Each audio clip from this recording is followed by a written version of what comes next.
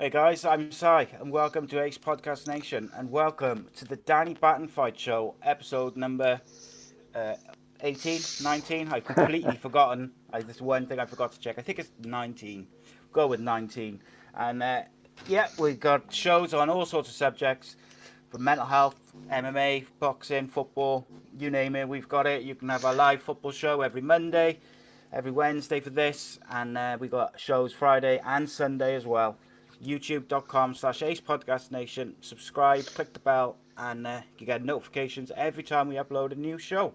We're talking UFC 249 to start tonight, and then me and Danny are going to talk a bit about some retro UFC. We're going to talk UFC 7 and the part 2 of the Rise of Jack Shaw, as requested by one of our viewers. So we're looking at, I think it was Cage Warrior 76, Jack Shaw versus someone, what was his name? Croix. I think his name is pronounced because he's French. But I am, of course, joined by former Cage Warriors champion, Mr Danny Batten. Welcome, my friend. How are you? Right, so I'm all good. And I'm also joined by former two-weight Cage Warriors champion and current UFC star, Mr Brett Johns. Welcome, my friend. How are you? How are you doing? Are you all good? All good, mate. I'm in the presence of just champions and gold everywhere, so it makes me feel special. But yeah, so what I'll do is, as we're going through, I'll try and address one of you, so we're not all talking over each other, just because there's three of us. But Brett, what did you think overall of overall thoughts of the UFC 249 yesterday, and also what did you think when you first heard that they were putting on a show after everything, like lockdown and everything which has gone on?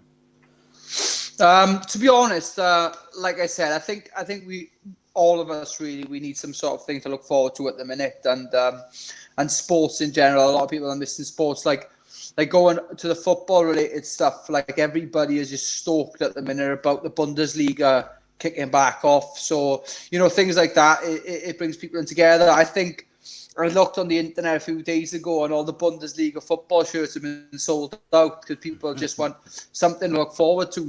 So, the UFC coming to town is absolutely huge. Like, you know what I mean? At the end of the day, Dana White's a very intelligent man. You can see that, he's a very, very organized guy, knows what he's doing, and like these things have been like, they haven't been just plucked up out of nowhere. This has obviously taken a lot of planning, precision, you know what I mean? So there's a lot of things. And I heard they were doing loads of thorough different testing at the event. Like at the end of the day, that's how they actually found out that Jacare Souza had COVID-19 was because they were doing the pre-fight checks and stuff, But I like the event as a whole. It was a good event. And to me, a lot of people look at the not having a crowd there makes a massive factor.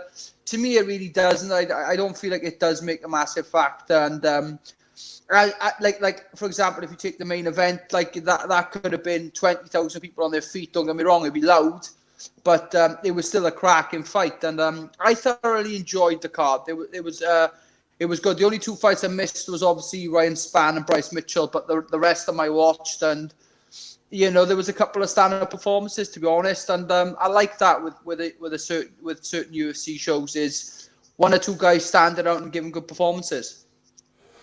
Yeah, definitely. Like I think it takes a bit of getting used to not having the crowd noise when you're watching on TV, particularly. But then equally, I quite like, particularly last night, I noticed like hearing the cracks and some of the big shots. It can make it a bit more dramatic, like. Danny, what did you think overall of the show? Were you worried that they were going to call it off when Jacare Souza got when they announced that he had COVID-19? Because I was. Yeah, I was thinking, nah, surely not. No, this can't happen because it's been a long time for us to look forward to something. We haven't had anything fresh on the scene for a little while, and to think that it's all going to be taken from our grasp as it touches our palms would have been devastating. But it did go ahead. I thought it was a really good event. Some surprising results. But you're right. The not having a crowd there, it does change things somewhat with the atmosphere. But you do get a different sense in the atmosphere. And that's a sense that it's more personal to you because you hear them breathing heavy. you hear the slapping of the punches even more. So yeah, it just felt like you was literally cage side. Yeah. One of the other things I noticed was that you could hear. I forget which fight. One of the fights on the prelims, one of the fighters was literally having a conversation with his camp or his coach, like as they were fighting. He was talking back and forth as he was exchanging shots, and the coach was saying like, do this or whatever, and he was going, I'm not, I'm doing this. It's bizarre. It's bizarre to watch, like. So as is tradition, we'll focus mainly on the main cards. But we're going to talk about Cerrone and Anthony Pettis in a minute. But I was just going to touch on Bryce Mitchell and what was it? I forget his name. Charles Rosa. Yeah. That's it. Yeah. He was like before the fight. They in the prelim, like at the preview of the fight, they were talking about. How Bryce Mitchell might need to change his game because his opponent's so good off his back. He's really dangerous, and then Bryce Mitchell proceeded to just take him down at every opportunity and just decimated him. Like it was just so one-sided, but it was so impressive. Obviously, Danny, you watched the Bryce Mitchell fight, and I know you love the grappling side of it. Brett does. But like, what did you think of Bryce's performance? Because I've watched it twice now as well. Yeah, well, what makes it so impressive was the fact that he did it to another really accomplished grappler, and really made it look like they were not just a belt apart, but 2 belt levels apart on the ground. He was really showcasing not just positional know-how, strategy, but also the fact that he can bring up some real complex submission setups with twisters. Arm triangle, we see that time again in UFC. That can be had from a numerous position setups. But a twister's hard come by. I mean, you have to really be setting someone up and controlling every element to start prepping something that up. And he kept going for it, and he did modify it as well. One of the things he did was he switched his hand control so he could get some ground and pound aspects put into it as well, so he could stay proactive in that position, so he could hold the position without the ref maybe intervening, getting them to move on. I thought it was really, really creative, great spectacle to watch. I was just really astonished that Rosa couldn't really come up with any kind of counterattack options. It wasn't like he had an energy issue. He was just literally being outclassed on the ground. Yeah, and like by the third round, Rosa had resorted to like talking to him and trying to taunt him into getting up to his feet and taking it to his feet, which I think tells you everything about it. But like Brett, we don't see many twister finishes in UFC or MMA generally, really. Bryce Mitchell's got a couple already, and he tried to set it up and came close to finishing it. I think at least once in each round last night. Like, how difficult is it to finish a fight with a twister? Like, I to be honest, a lot of guys who do these crazy submissions, like I can actually say it as myself. Like, obviously, the calf slicer was one of the submissions that I pulled off. Sometimes you can it's a shot in the dark. Sometimes you get it, sometimes you don't, sometimes you get lucky. But the difference with Bryce Mitchell is when he does these twisters, he's setting them up and nearly pulling them off. This takes a lot of like skill and control, like Danny said. This isn't something that, like, for example, I truly believe when I fought Soto that it was a bit of luck involved. There was, yes, okay, you've gone for the technique, but there is a lot of luck that your opponent's got to move in a certain way, and then you've got to move a certain way for that move to actually pull off. With Bryce, man, especially a submission like the twister, he's done really well to kind of make it into his own thing, where he's nearly catching people out with this move. And like, it's okay to have these crazy submissions. Like for example, Tony Ferguson would be like a guy who's trying to do Imanari rolls in the middle of an MMA fight, but although he's really good at doing that, it hasn't pulled off for him. And then you were on about a twister, which is one of the hardest submissions you can actually pull off. And Bryce Mitchell's doing it like like he probably can do it in his sleep. Really, you know, the guy's got so much skill and stuff, and like he actually has got to finish with the twister, and then obviously he's just going around trying handing twisters out, and he's certainly hunting for them 50G bonuses, like, you know. Yeah, it was just impressive, and like what struck me about it was not just that he kept setting it up, and he was taking it like to the very sort of final part of the submission, but it was that Rosa couldn't do anything about it. He just kept setting him up for it, and he just could not stop it. Like it was inevitable. Yeah, I just like obviously I got no experience in grappling.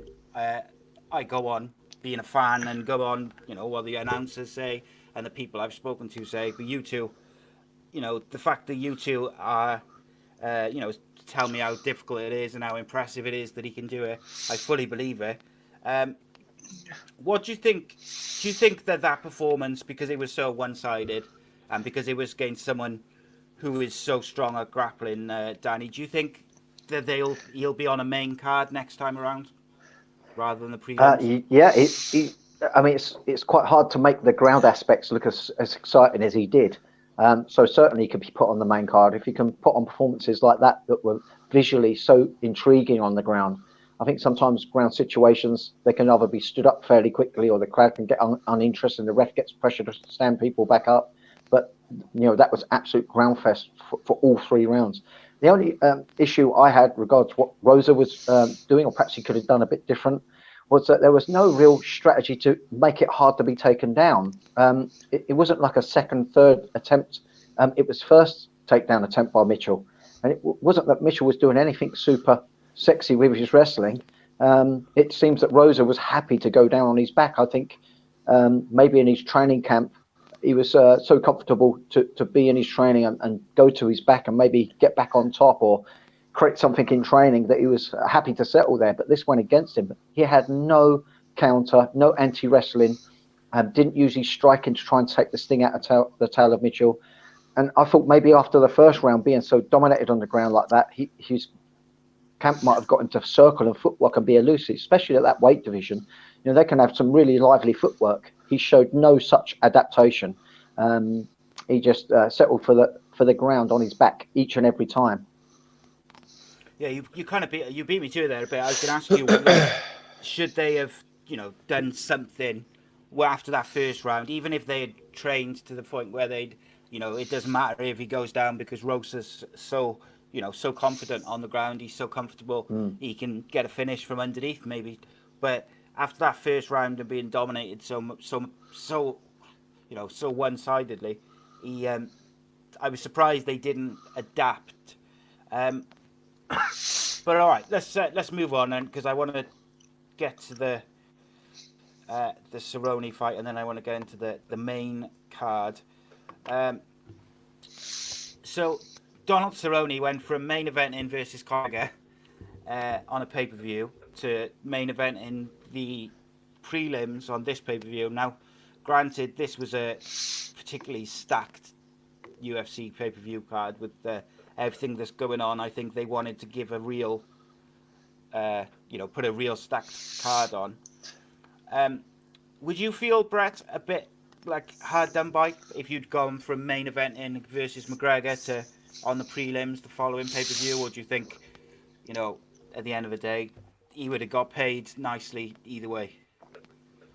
To be honest, the way I look at it, and people probably laugh at this, you know, I was lucky enough that in a few of my fights I've actually been a main event prelim on the UFC, which I took full advantage of that situation by getting my ass handed to me by Pedro Munoz. You know what I mean? And it was a bit of a tough fight. And then I've gone on the main card with Aljamain Sterling, so I kind of had the flip of both coins. And to be honest, my favourite fights are the ones where I'm fighting first or second. You know, I love them fights. So like Belfast was one. I think I fought second. UFC Glasgow, I fought second on, and my last fight I fought second on. I love early fights, getting them done. For me, I just felt more comfortable. What I will say about Cerrone, though, I think it favours Cerrone. I think it favours Cerrone fighting early in the card. Now, I know this might sound a little bit weird and a little bit thing where I'm coming from here. Cerrone seems to get carried away with like the whole pressure of an event or pressure of a main event or co-main event slot. And when you're in the back changing room, Danny would know this full well. When you're in the back of the changing room, when you first or second fight on, the changing rooms where you warm up, it's very, I don't know, relaxed, I'd say. But then when the people start coming through the doors after they fought and they're covered in blood, or they're really upset, or they're really happy, or they're buzzing, or they've just been knocked out, you subconsciously get more and more nervous the longer that goes on. And I feel like Cerrone doesn't do well with that. And I feel like Cerrone deals with events. Like, for example, he mentioned the crowd. He liked the fact there's no crowd there. He feels like there's less pressure there as well. Like, I'm completely and utterly different when I'm fighting, you know what I mean? I wanted to be absolutely screaming in there, you know, at the end of the day.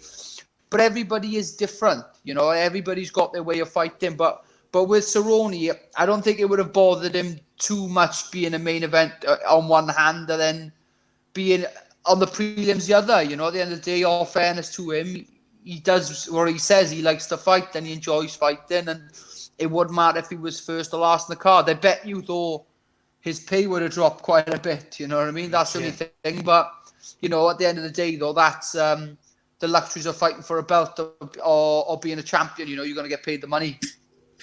Yeah, and I think like Cerrone's one of the most active fighters over the last 5 years out there. Like, he hasn't stopped fighting and taking on people. He's been unbelievable.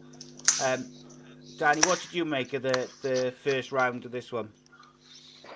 Yeah, it's a really good round. Do you remember when we spoke about this? We was trying to decide who we thought might win it, and I was saying to you, I'd favour Cerrone if he incorporates his wrestling, because his ground, we have seen fleets of it, but you know, everyone keeps talking about how accomplished his ground is, and it is really good. And he can wrestle some as well. And I was just thinking, with the miles that he's clocked up on his body and on his face, you know, it wouldn't be good for him to just put all his eggs in one basket and stay striking, although he's good enough to stand toe-to-toe with anyone. We've seen that from him. But I just think, as a clever strategy, I just think as you'll become an aged fighter, striking as much as he has, he needs to try to get it to the ground and mix it up and become more of an MMAist in his style. And he started to show that, and that was really exciting for me. I started to think, well, yeah, you know, he's really got a chance at taking away rounds from Pettis. But Pettis, you know, on the flip side of that, he done extremely well. The thing what surprised me with Pettis is he actually looked like the more of the powerful guy on the night, and I actually thought Cerrone would be the one hitting harder. But yeah, Pettis was the one that seems to be landing a little bit more cleaner and having more consequential with his strikes when they landed than when Cerrone was landing on him. Yeah, that same pace, that same part of Cerrone's face started swelling up again. I think it's like the third or fourth fight in a row where the same part of his sort of round his eye and cheek is, I know, like, it's where you're getting hit, isn't it? But it's like exactly the same, like the exact spot on his face. But what did you make of the first round, Brett? Yeah, I thought I thought, you know, it was going to be a close fight. I never thought that it would go the same way as the first fight did. I thought, you know, Cerrone, although, you know, in the first fight he did get caught early, he's too good to get caught with that twice, you know what I mean? And he did change things up, and I thought he looked very good. And I did. And I thought, and like, I'll be honest with you, when it comes to Cerrone's backlash from the McGregor fight, coming out and saying that he didn't want to be there, it's infuriating me to see the people jump on top of that and say, oh, the biggest fight of his career, and he hasn't turned up. No, not many people have been in his shoes, and I'll put my hands up. I've been in a main event slot, but it's a difference when you're main event for a UFC and you're fighting arguably one of the greatest guys to ever grace this earth with when it comes to MMA. You know, whether you like him or dislike him, he's made a massive impact, and the event got to him as it does to some people. But I feel like with Cerrone, a lot of people jumped on top, and it just infuriated me seeing that. So I bet you he come into this fight with a little bit of a fire in his belly, which is right, really. You know, thinking about it, this is what he should have done. And his wrestling is so underrated. Like okay, Pettis isn't known for having the most, successful takedown defense, but he's not an easy guy to take down. And I felt like Cerrone did take him down fairly well, easy, if not only once either. And when he got him down, he could hold him down there if he needed to. So, for me, the first round, obviously the jumping switch kick was a big thing as well. Obviously, as he shot for that takedown the first round, I think Pettis hit him with the jumping switch kick. I'm not sure how much that did land, but it was close anyway. But yeah, it was it was a close round. All 3 rounds were a close round, but I definitely feel like he did enough in that fight personally. Yeah, I think do we all agree that Cerrone won the first round? Yeah. Yeah. So it went into round 2 then. What did Pettis do differently, Danny, in the second round? I just think that he was getting his range more suited to him. He was landing really good hands, and that was what was really impressing me. Really, he was able to slip a lot of shots that Cerrone was throwing back. Cerrone started to look a little bit more wooden, and started to look like that fighter with a little bit more miles on the clock. He was slightly less sharp. He was keeping his head on centre line a little bit too long and getting caught on the counter. I just feel like that was what it was really. I feel like Pettis was really warmed into the fight well, and was just more precise, just a little fresher type looking fighter to me. Did you, Danny? Did you think that Pettis took that second round, or did you give that one to Cerrone as well? It was a close round, but I gave that one to Pettis. Me too. Me too. You gave that one to Pettis as well. Yeah. I had Pettis just. What about you, Brett? Did you say Pettis as well? Yeah, I had Pettis win the second round. Yeah, I think he did the show last night. There was a couple of I won't say dodgy decisions, but there was a couple of decisions, but they were close fights. The decisions where I thought I could have gone either way, they did. You know what I mean? But in my personal opinion, I thought that Pettis had that second round. Yeah, I thought so too. So this is where I disagreed with the judges. I had the final round to Cerrone. What did you have in that final round, Brett? I had Cerrone in the third round. So my pointless scorecards, I had it 29-28 to Cerrone because at the end of the day I thought the first round, not much was happening on the feet really. There was nothing significant, as you can see. But I felt like the takedown did score big for Cerrone, so that's why I give that first round to him. The second round, then I would give it to Pettis. I felt like he was a little bit stronger in the stand-up area, and in the third round, then I'd give it to Cerrone. So I had it 29-20 Cerrone.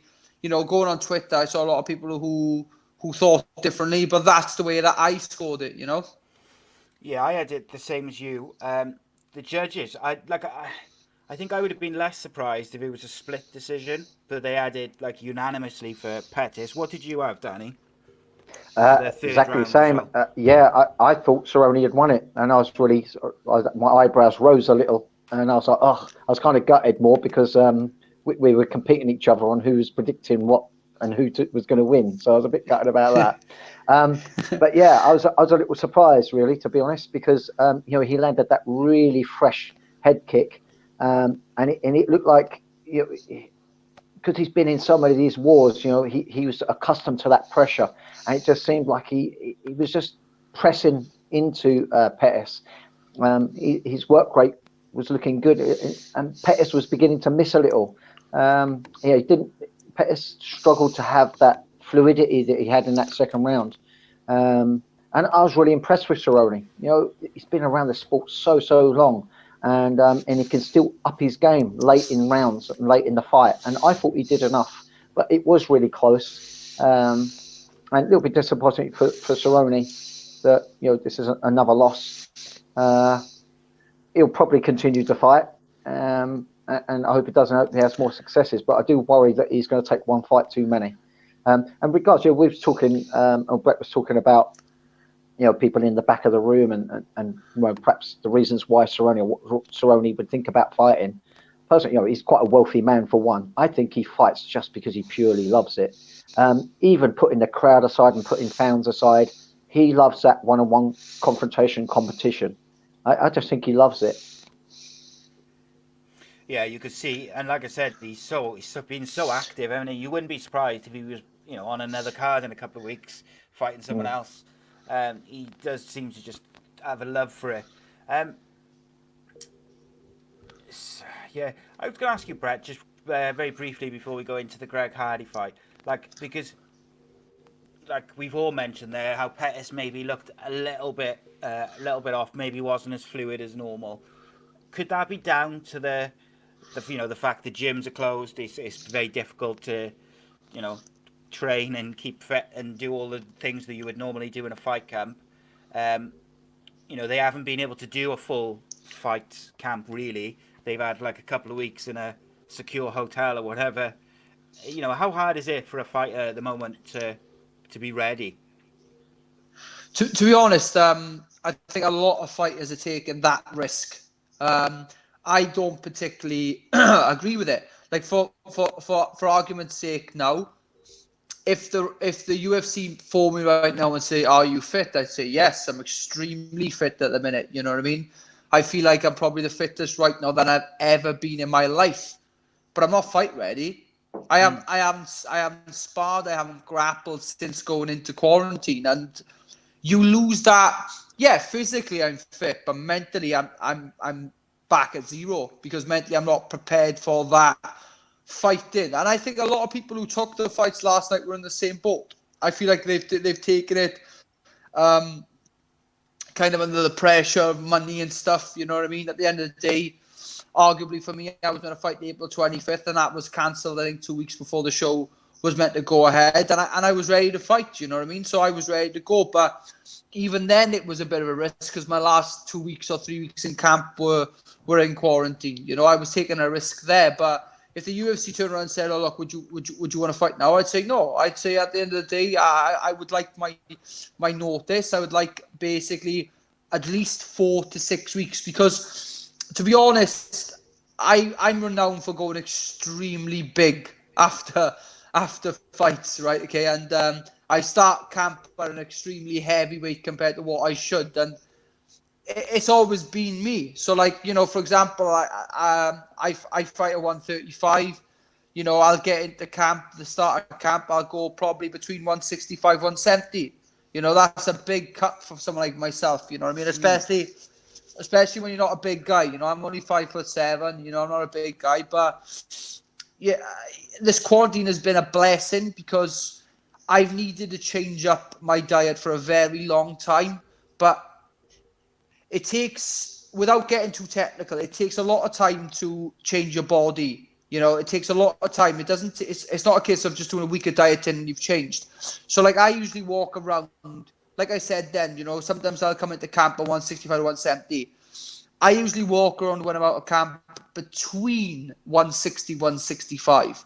You know what I mean? Close to 160, I'll be happy with. Right now, I'm 152. So that just shows the sort of training I've been doing in quarantine. I've been changing things up my diet. I think a lot of people are not, especially fighters, are not taking advantage of this time and thinking it's time to relax and take your foot off the gas. And it's not too bad if you've had a fight recently. But for myself, I needed to change something up. I'm walking, sometimes I'll get out of the camp at 170, and I needed to kind of put myself through a really vigorous diet style, and I've been doing this diet now for maybe 8 to 10 weeks. So it's quite strict, but I've got my weight down to 153, which is okay for me now. I said to my my nutritionist earlier, I was like, I'm if I hit 155, I get annoyed because I'm like, that's a little bit heavy. But going back 12, 13 weeks ago, if I said 155, I would have given my left arm for 155. Sure.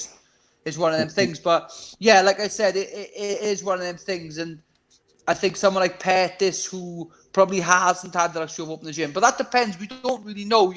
It could be all smoke and mirrors at the end of the day. They could say, "Oh, I haven't been doing this, I haven't been doing that," but they've been having access to the gym. I still know fighters in the UK who are still going to gyms and training. You know what I mean? At the end of the day, it's very frustrating from my point of view because I'm trying to follow these restrictions so I can get back to training, but I still feel like other people are doing so. But yeah, going back to the Pettis question, I do see that you can be a little bit more sloppier if you haven't been in the gym. But also don't forget, Pettis is 170. This guy's fought at 145, 155. I personally believe that Pettis' weight is 155.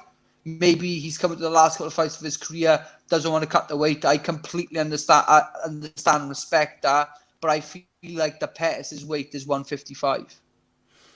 Yeah, I could see that. I think the other thing is, like you say, we don't know. You just don't know. You don't know what fighters have had access to gyms and this, that, and the other. So you don't know. But I think for people who are maybe like not involved in the sport like you two are, is people don't realize how real kind of like ring rust, if you like, is, where you could be as fit as you like. You could be super fit. I could be doing 200 sit-ups a day, freaking 6 or 7 times a day, and all sorts of stuff. I could be super fit, but that doesn't mean that I'm going to be any good at fighting. Or even if I was a fighter, which I'm not, but like if you haven't had the chance to spar and do grappling and do all the training which you would normally do on a daily basis, that's going to have a tremendous impact on how and then just doing it for like 2 weeks before you have a massive fight is not going to be enough to get you back up to the level that you would normally be at training every day throughout a fight camp. At least I would think. Would you go along with that, Dan? Yeah, absolutely. I think the easy part, or whenever I train my fighters, I always tell them, look, our class formats are going to be based around education and learning, and then we end the sessions always with sparring, which is the physical aspect. But regards getting strong and fit, I always leave them to do that on a separate basis. With personal trainers that we draft in, or they get their own. Staying fit, staying strong. The hardest part about that is just motivation to do so. But if you've got that motivation, that's actually quite an easy thing to do in the big game. Everyone's getting older nutritionists now as well, so they can monitor their weights as well as being fit and healthy. But the sparring aspect, that's how you sharpen your tools. Any striker or striker-oriented guy, I know that really you need to be either hitting pads or certainly sparring to keep that sharpness with distance in a range. And along with that, wrestling is distance orientated. People think of wrestling where people just lock in horns, but it ain't the case in MMA. You normally get one that's trying to strike and one that's trying to avoid being engaged by the wrestler. So that's timing based, and you can't sharpen those tools by just being fit and strong. You need to be sparring to get that sort of sharpness to your game. So, would you say, Dan, that it's in this like lockdown period, is it easier for someone who's predominantly a striker to stay sharper than it is maybe someone who's predominantly a grappler? No, I think grappling's that's really touch orientated. So you quite often feed off your opponent as you go. Striking, there's a distance between you, so that's a much harder. There's so many more things to take into account when you're striking in MMA. Of course, you've got the takedown aspects. You've got punches, kicks, knees, distancing, different types of footwork, different ranges in terms of someone's reach. There's so much more things that are important to maintain your maximum sharpness with. I think with the grappling, really, it's something you're always going to have. As long as you're fit, you've got a good level, you're going to keep that good level. Of course, it's always going to do you good service to keep grappling as well, but I think it would be more important for a striker to keep striking personally. Cool. Sorry, I go on these tangents of asking these questions, and now there's two of you. I got all these questions coming as I'm going away. We'll go right. Greg Hardy versus Jorgen De Castro. I did not see this go in 3 rounds. I was wrong. What did you make of the first round, Brett? Yeah, it was a hard fight, considering that, like, for a fan point of view, looking at the rest of the card and watching like Nico Price versus Vincent Luque as well, it was a really hard fight to get into. I felt like it was just tit for tat. Yeah. Greg Hardy, I did see him winning the fight. You know what I mean? It was just it was one of them things for me. It wasn't an exciting fight, especially at that heavyweight, and it's a bit different for Greg Hardy because he has been in them exciting fights, so it was a bit unusual to see that fight. But I did feel like the level of competition had stepped up as well, though. You know, at the end of the day, them fights are only going to get harder now, and they're not going to go the way you originally had planned. But yeah, I did see it going his way, though. Yeah, for sure. Do you think De Castro's his hardest fight yet? Um, yes, hardest fight. I don't think like there was one of his last opponent was a Russian guy. I can't remember his name. Simatarov or something. It might have been. But I felt like he should have been Greg Hardy's toughest fight. But the whole buzz of I think I think they put him really high up on the card. But the Russian fighter seemed to kind of buckle under the pressure. He would have been a real problem for Greg Hardy, but obviously that wasn't the case. But yeah, it was last night was definitely his toughest fight for sure. Don't think it was his toughest opponent, but his toughest fight. You know, skill wise, it should have been the Russian, but the Russian just didn't turn up on the night. You know, so like I said, a bit like the Cerrone thing, really. You know what I mean? Sometimes it happens, sometimes it doesn't. But I read up a lot on that Russian guy, and he was a really good MMA fighter. And just a shame. I felt like that Russian was probably his best opponent, but he just didn't turn up for that night. But last night, what's his name? Castro, is it? Castro was Yeah, De Castro, yeah. was definitely his toughest fight to date. And not that it was an extremely tough fight for him, but it was definitely his toughest fight to date. Yeah, I just having a look then to see who Greg Hardy fought. So, yeah, Jorgen De Castro yesterday. He lost to Alexander Volkov. I forgot about that. So, and then Sokoli was a no contest. Oh, yeah, there he was. There's no way I'm pronouncing that right. Dmitry Yeah. Smolakayov. Yeah. But He's a cool guy. That Russian guy. I was having a few drinks with him in Vegas a few years ago. Before I knew about the Greg Hardy fight and stuff. But he was a cool guy. All fairness to him. Oh, it's sweet. Like, yeah, Volkov's probably one of his harder fights as well. And Yeah. Like, obviously, Greg Hardy's not always the most popular, fighter for things outside of the outside of the cage, you know. Yeah. Yeah, he's not popular, is he? But Danny, No. what did you make of this fight, first round? Yeah, Did you have? yeah, Sorry, I was gonna. Sorry, just Brett. Did you have De Castro or Greg Hardy win in the first round? No, I had Greg winning that first round. I did have Greg Hardy winning that first round. Okay. Sorry, Dan. Go on. yeah. Mate. Yeah, really close overall. To me, De Castro looked a little bit more clinical with his striking. He just looked a little bit more tidy. Had real tight stance, looking to counter really well with his leg kicks. The only thing what was an issue for him, really, for all three rounds, not just the first one, really, was his overall output. The outputs that he did look quite good, looked really clinical. Considering they're heavyweight guys, he looked really well directed with everything he was doing. Just not enough on the gas pedal. It was almost like I felt like he could have perhaps gone with that work rate a little bit more than he did. Just sat back on his laurels a little bit, trying to really wait for Greg Hardy to come to him more than taking himself to Greg Hardy. And that's not really what you do against someone with such a long reach and height advantage. Yeah, I had. I've written in my notes. I've written in massive giant letters and gone over it about 1,000,000 times. Work rate for De Castro because I felt like I gave the first round to De Castro but I felt like if he had worked not harder, that's the wrong word, but just maybe his output had been higher, I would have felt like he could have put Greg Hardy under a lot more pressure. Like, I had De Castro down winning just on the fact that he was more clinical, more consequential with his countering. And then what about round two, Brett? How did you have that one? Did you have Hardy or De Castro for that one? No, I had Hardy again. You know, to be honest, I had Hardy for all three really. Like I said, they were close rounds. That third round was a bit more Hardy's way, then, if you want to put it that way. But yeah, you know, like Danny said, I felt like they could have put the gas on a bit more with that fight. Definitely, you know what I mean.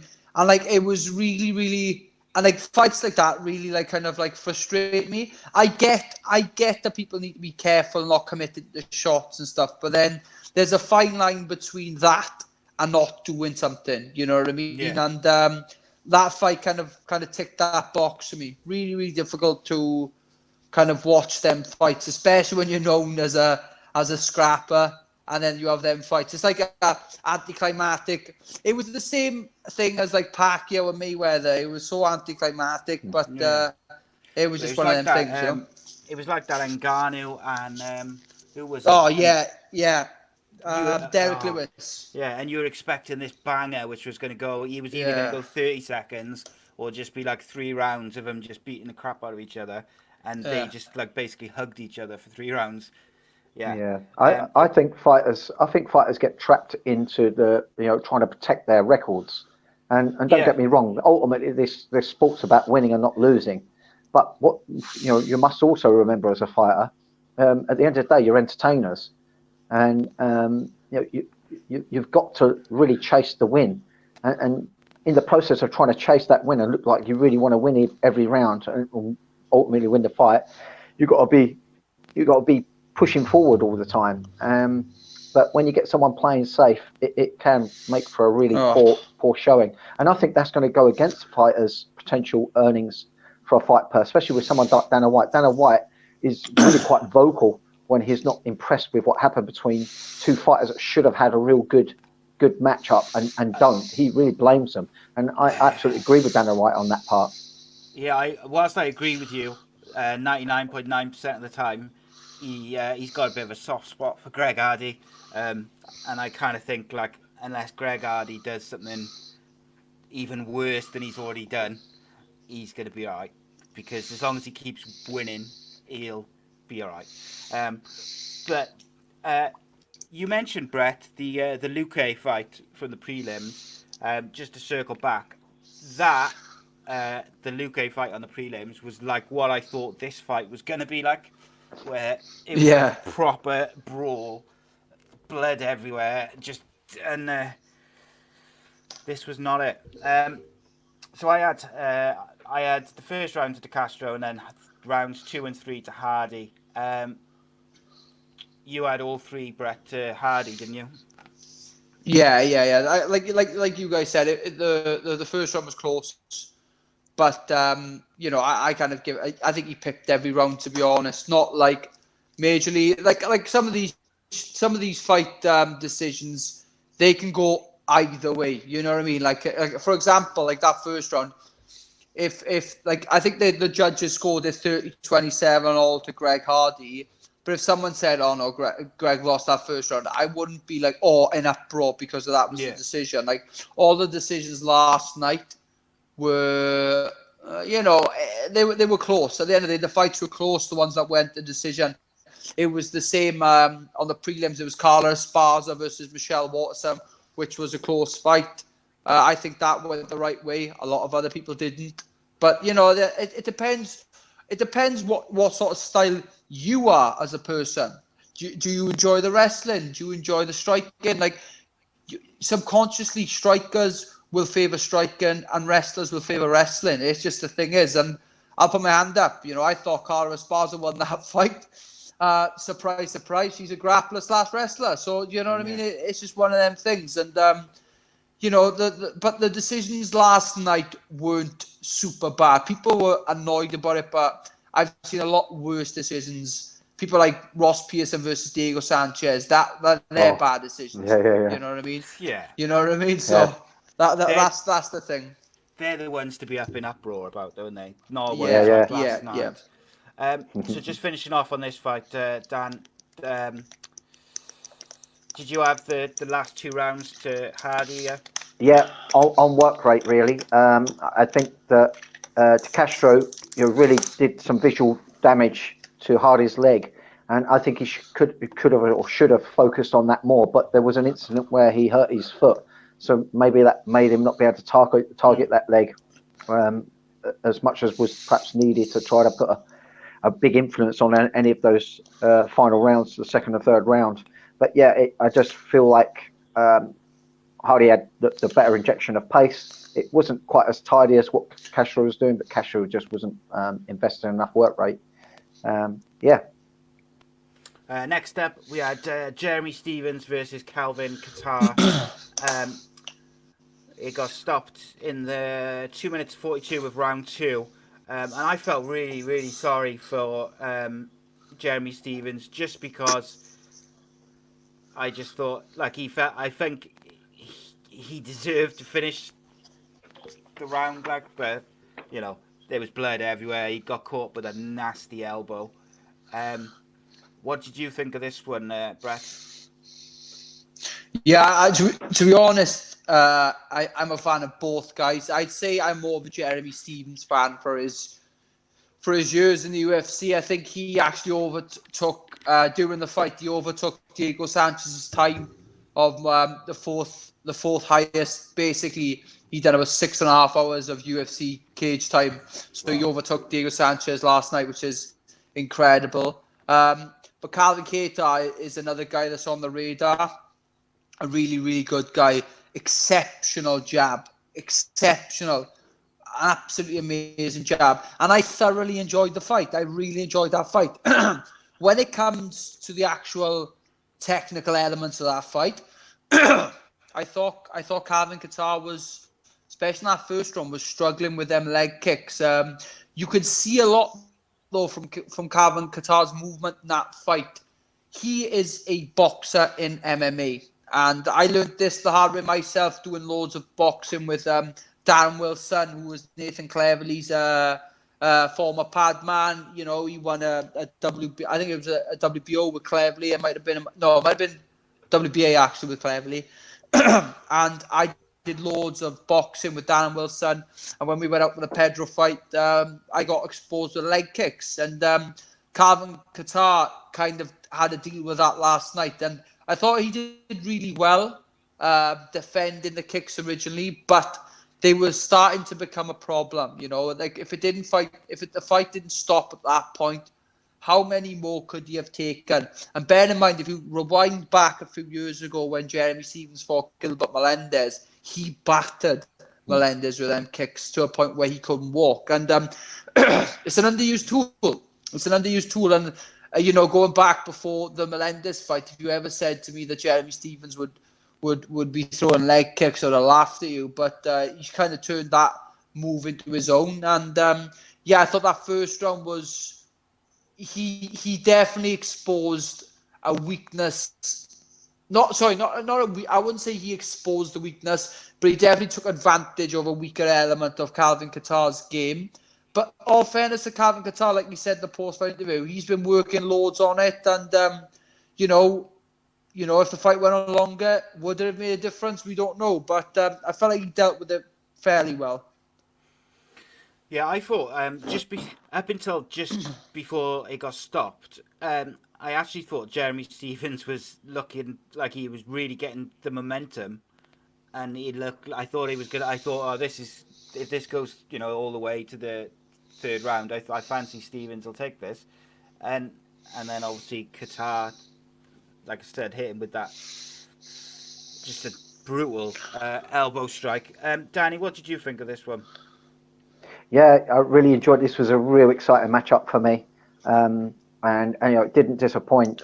I was really impressed with the way Stephens come out. You know, he really come out chasing Kattar down, didn't let him settle with his hands, and was doing all the right things. You know, to take the fight in his direction. It's really impressing me. But you know, I know Kattar, he seems to get stronger as fights goes on. He can make adjustments. I know being kicked to the leg has been a weakness in the past. So I also know that it'll be within his training format to make adjustments if it becomes an issue again. And I felt like he made those changes. He's just such a good boxer, really, really is. And not all boxing orientated fighters can bring their hands to the MMA, you know, platform. but I think he's doing it really, really well. And I think he's going to just hone that craft better and better and better. But the other thing, what impresses me, is not just the fact that he can deliver incredible boxing combinations. It's the fact that when he's in that pocket and people throw back on him, he's just so good at just not being hit. He has a really nice in-pocket tight hand. So whatever hand he's delivering a strike with, if it's his left, his right hand's clustered to the side of his face, like Phantom of the Opera mask. He's got one here, then he's got the other one there. He's just got such tight form. And, that's what impresses me. Even if he's fatiguing a little bit, he's tight formed. Even when the pace is vigorous, he's tight formed. When he's hurting, his form is tight. It's just really, really impressive to me. His head movement as well, isn't it? Just yeah, I agree with that. It's just proper. What would you like to see Qatar do next? Because I think this was a big fight for him. He's ranked 9. Jeremy Stephens was ranked 7. I think a lot of people felt like Jeremy Stephens would probably take this. Obviously, that didn't happen. Brett, what do you think? What would you like to see Qatar do next? I to be honest, going back to the Zabit fight, he felt like he didn't put his foot on the gas straight away, and I still don't think he did that realistically with with Stevens last night. I don't. I felt like he could have been maybe he could have been a little bit better there, but at the end of the day, a win's a win. You know what I mean? It's just one of them things. But I'm trying to look through the rankings now. There's a couple of guys, like at the end of the day, I think at the minute Zabit is ranked 3rd. You know what I mean? And I felt like if that fight back in Russia was a 5-round fight, I do believe that Qatar would have taken that. I do believe that. You know what I mean? Like Danny said, he does get stronger in a fight, and I think them 5-round main events are going to suit him a lot better than they are the most fighters. But there's a list of fighters he could potentially face. At the end of the day, when I watch Max Holloway beat up Ortega, I definitely feel like Calvin Qatar could do that as well. So a good stylistic matchup for him would be people like Brian Ortega, maybe Korean Zombie. You know what I mean? They're the guys who I'd like to see him up against next. You know, at the end of the day, he's fought Zabit, who's in the top 3. So why not put him in there with a guy who's maybe a little bit further out, but who's closer to that mark, you know? He's got a little bit of momentum behind him now. Maybe another fighter who's in that top 10, maybe 1 or 2 spaces down from him. Then give him someone like the Korean Zombie or Brian Ortega or even Max Holloway, you know what I mean? That would be a good fight, actually, Max Holloway versus him. But, at the end of the day, maybe I might be pushing him a little bit too much too quickly. But having said that, I would like to see that maybe Brian Ortega fight for sure. Why not? Yeah, I got to be honest. The majority of those names, I'd quite like to see Qatar fight. Korean Zombie piqued my interest because that was one I hadn't thought of yet, and that straight away I was like, all right, I'd quite like to see that. But Brian Ortega as well, and I think eventually, well, certainly if he keeps improving and keeps, going the way he is, then we'll probably see him rematch Zabit at some point. Yeah. What do you think about Jeremy Stephens, Danny? Do you think it's just a case of go away, get the reps in, and then come back stronger in his next fight? Because, realistically, he didn't look too bad until, the latter part of it. Yeah, I mean, it depends what his mental mindset is after this and what his financial situation is. If money is the means, he'll probably stay in there still. He's certainly good enough to. But it's about having that hunger in more than one way. I think sometimes when a fighter's on his way up and he's trying to chase those financial purses, that can be a good driving force. But he has been around a little while, and you sometimes got to wonder, is he willing to climb that hill again and again? So yeah, I'm not too sure which way he's really going to take it. Is he good enough to still match anyone in the top 10? Yeah, he could. He could certainly put a good fight up. yeah, but you just got to wonder, really. It's really down to how much he wants it or how much he needs it. Yes, I think so. So next up is the big boys, and I had to listen to a friend of mine tell me for the last 6 or 7 days that Rosenstruck was going to expose Francis Ngannou as a, what did he call him? He called him a fraud, and he said basically he said his confidence is, his confidence is gone. He was exposed when he had his loss, and I kept telling him, I said, like, after he had those couple of losses, he's come back, he's got his head straight, and he looks every bit the monster he did before, and probably actually I think he looks more dangerous now because he's been knocked out and he's lost. He's tasted defeat. He didn't like it very much, and yeah, Rosenstruck kind of found that out. He doesn't like long fights either. Brett, what do we make of this 20 seconds? Yeah, well, it wasn't that long. Yeah, like you said, 20 seconds. But yeah, Francis Ngannou, absolute beast at the minute, and I feel like he's had his little blip, and I feel like a lot of fighters do have their little blip, and then they come back from this. Like I think the going back on like the fight with Derek Lewis, like we spoke about earlier, that was very frustrating. You know what I mean? I felt like that the Derek Lewis fight could have been, he could have definitely performed a little bit better there. But coming back from, and then I think after that, then he became Velasquez. The last three wins he's had, Cain Velasquez, Junior Dos Santos, and Rosenstruck. Like they're three massive names in that division. 3-fight win streak. But looking at the bigger thing for me when I went with Francis Ngannou is I feel like he's more matured. He went guns crazy in this fight, 22nd KO. There's nothing else there from him. Like he beat the guy who's ranked 6th in the world. You know what I mean? It was easy for him. So the only thing I see him doing now is another shot at the belt. You know what I mean? After DC fights Stipe for it first, I think. At the end of the day, I'm looking through this list of fight the top 15 of the UFC. He's knocked out.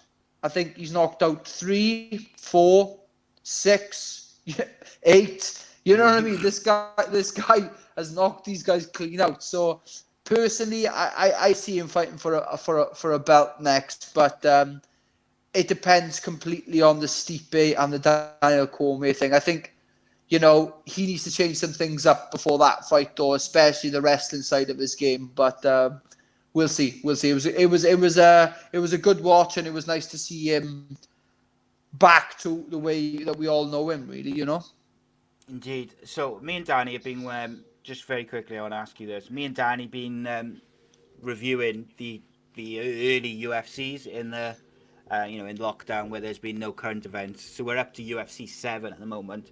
But obviously in those first couple of UFCs, mate, there was no weight limits. Would you fancy a go of Francis Ngannou? You reckon you could take him? I'd bite his ankles off.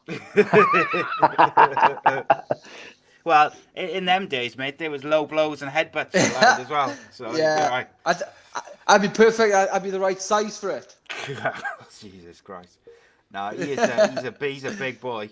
Oh hell, I. You know what? I think we might be all right because they do the groin strikes. So you can use his nuts as a speedball, and I'll act like a squirrel and try and bite them off.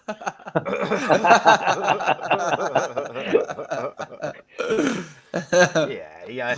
I tell you what, one fight I personally would like to see is Francis Ngannou versus Greg Hardy. But that's just my personal thing. That would be a natural matchup after the performances they had. So yeah, that would definitely be a good one. Yeah, 100%. And that Uncle Dana likes Greg Hardy, so I think he's looking to put him in another bigger test. But I think they won't jump him up that much next. Might be wrong. I might be wrong, but I see him maybe fighting the guys like another heavyweight that fought last night that Greg Hardy could fight next. Not that it would stylistically be a good fight. It would be all Yannick. You know what I mean? The Russian guy, but. We'll see. There's a lot of things there, but Yeah. Danny, what did you make of Francis's performance? Just Yeah, it's briefly. hard to read much into that performance, really. We do know, and like I said last week, I do feel like he's a work in progress in terms of his improvements. He has made those improvements. Need to make more improvements, but yeah, we can't really take much from that. He did what he needed to do. He did what he's done so many times. That's obviously his style to do so, and that is good to see. Um, but yeah, he didn't really get tested in a way we can really judge. Has he still made more improvements from the last few fights? Really, I would suggest that he has. Um, we just didn't get that to see that tested. It's a great win for him. I like him as a fighter. I think he's good in the division. He's exciting to watch. Yeah, he certainly got his confidence back anyway. Yeah. Okay, so we got next up was the co-main event, Triple C as he likes to call himself. Here we go. Brett's ready for this now. Henry Cejudo versus Dominic Cruz. One thing I will say is I really like both guys. I really like Dominic Cruz. I've enjoyed his fights over the year. But I was saying to Danny off air just before you joined us, Brett, was I was a little bit disappointed with the interview which he did afterwards. Not the one in the cage, but he did another one afterwards where he basically was implying like the referee smelled of alcohol and cigarettes and kind of like Yeah. giving. And I just thought, come on, like if that's a genuine concern, like if he's genuinely saying that he thinks, that there's a problem in that aspect of it, take it to the Dana or whoever, because otherwise it just seems like a bit bitter and a bit, I don't know. And I really like Dominic Cruz. I'm a massive fan. I really like his commentary as well. I think he's a very, very good analyst. But yeah, that kind of, I don't know, didn't like that. Not a fan of that. I like I don't know. I like my fighters to beat the crap out of each other and then, take it on the chin, one way or the other. Um, so right, round number one. Let's start with you, Brett, because I know you're itching to talk about this one. So Bantamweight Championship, round one. Yeah, I thought obviously looking back at previous fights of Dominic, especially the fight with TJ for the belt with his first initial comeback, leg kicks were a big factor. If you looked at the weaker areas of that fight for Dominic Cruz, leg kicks, and I felt like Cejudo wanted to do that. He's got a very Dominic's got a Willie Pep style. If you don't know Willie Pep, he was like an old school boxer who used to move around a lot. He's got that really style. And the way you stop fighters from moving around, you just kick them in the legs until they stop moving, And I think it was a very, very wise decision. Like Henry's got a good relationship with his coaches. And to watch his progress over the last 4 or 5 years has been absolutely crazy with his striking. I feel like Henry Cejudo's striking's become another level.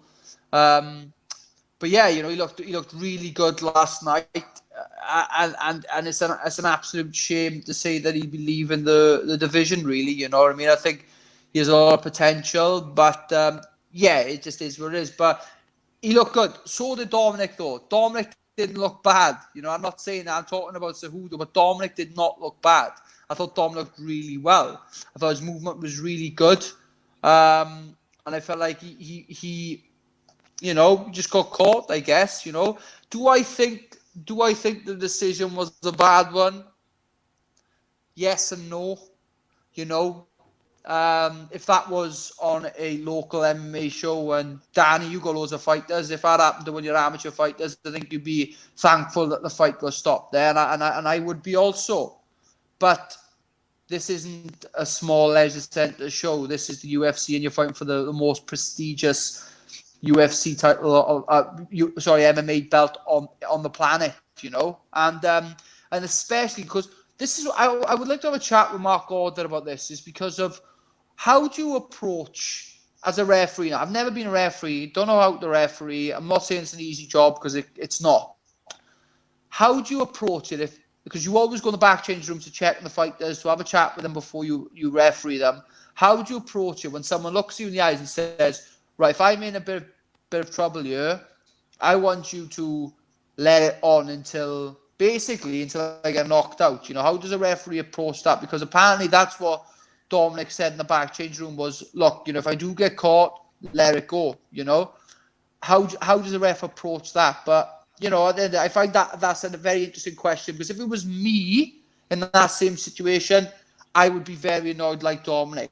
I probably wouldn't have come out and said that Keith Peterson smelled like fags and alcohol, but at the end of the day, it does intrigue me to see what a referee thinks in them situations.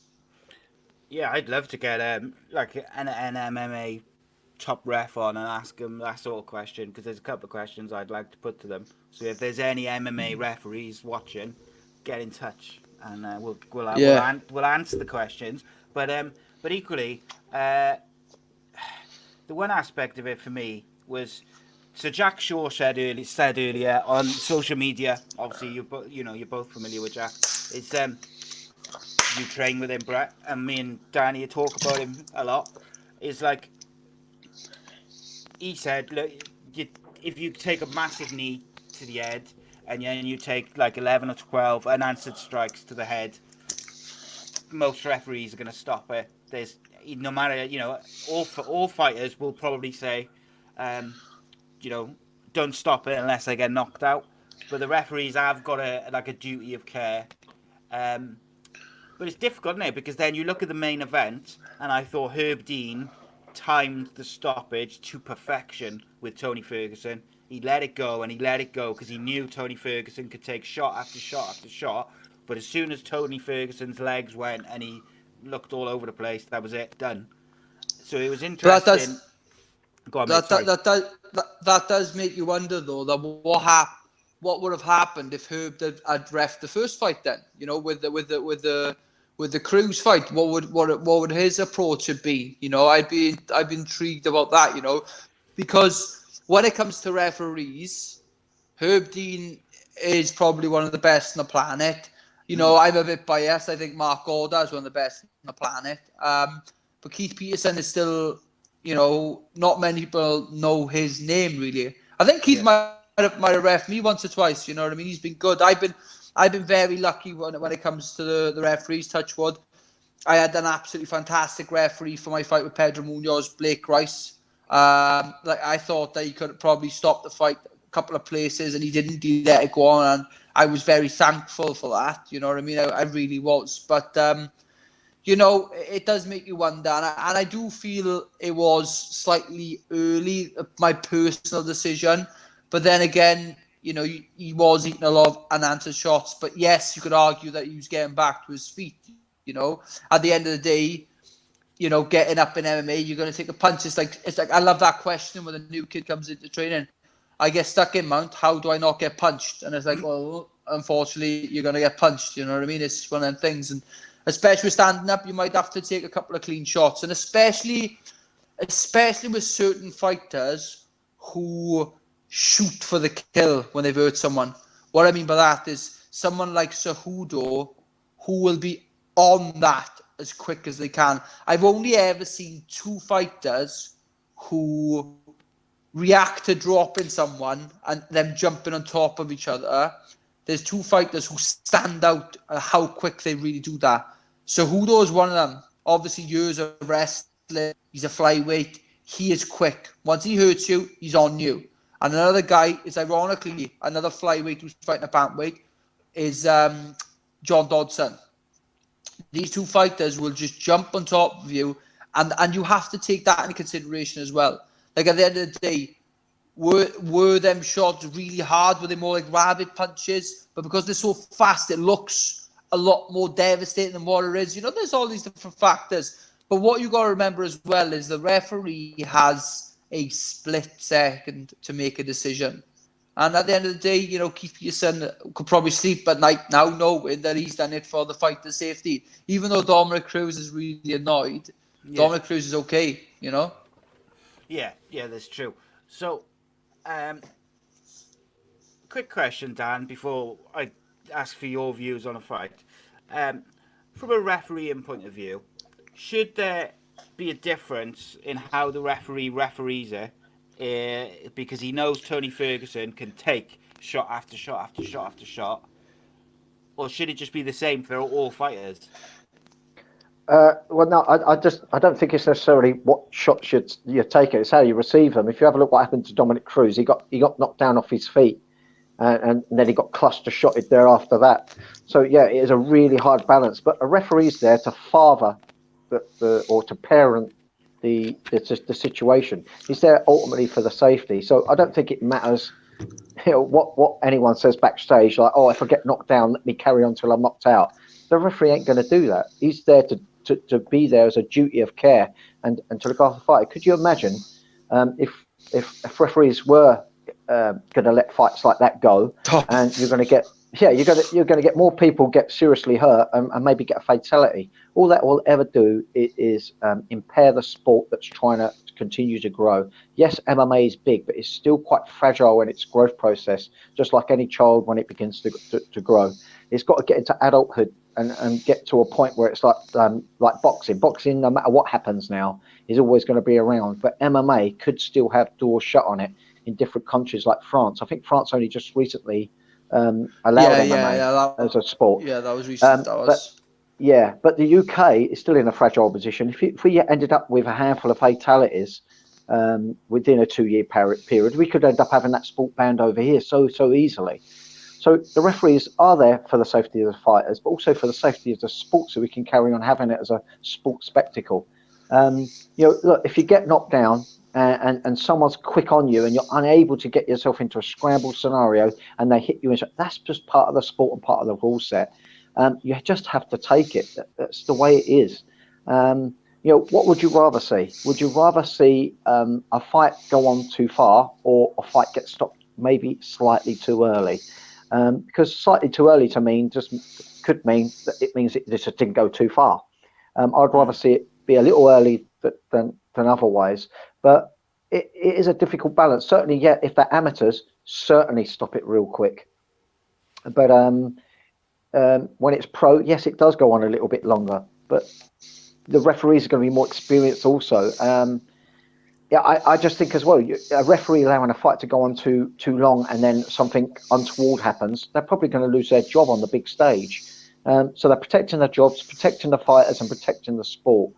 And that's really my take on it. It is just part of the striking format. So, for me, but maybe, as a split-second reaction for Cruz to stand a chance for that not to have happened against someone like Cejudo, because Brett's exactly right. Cejudo jumped straight on it.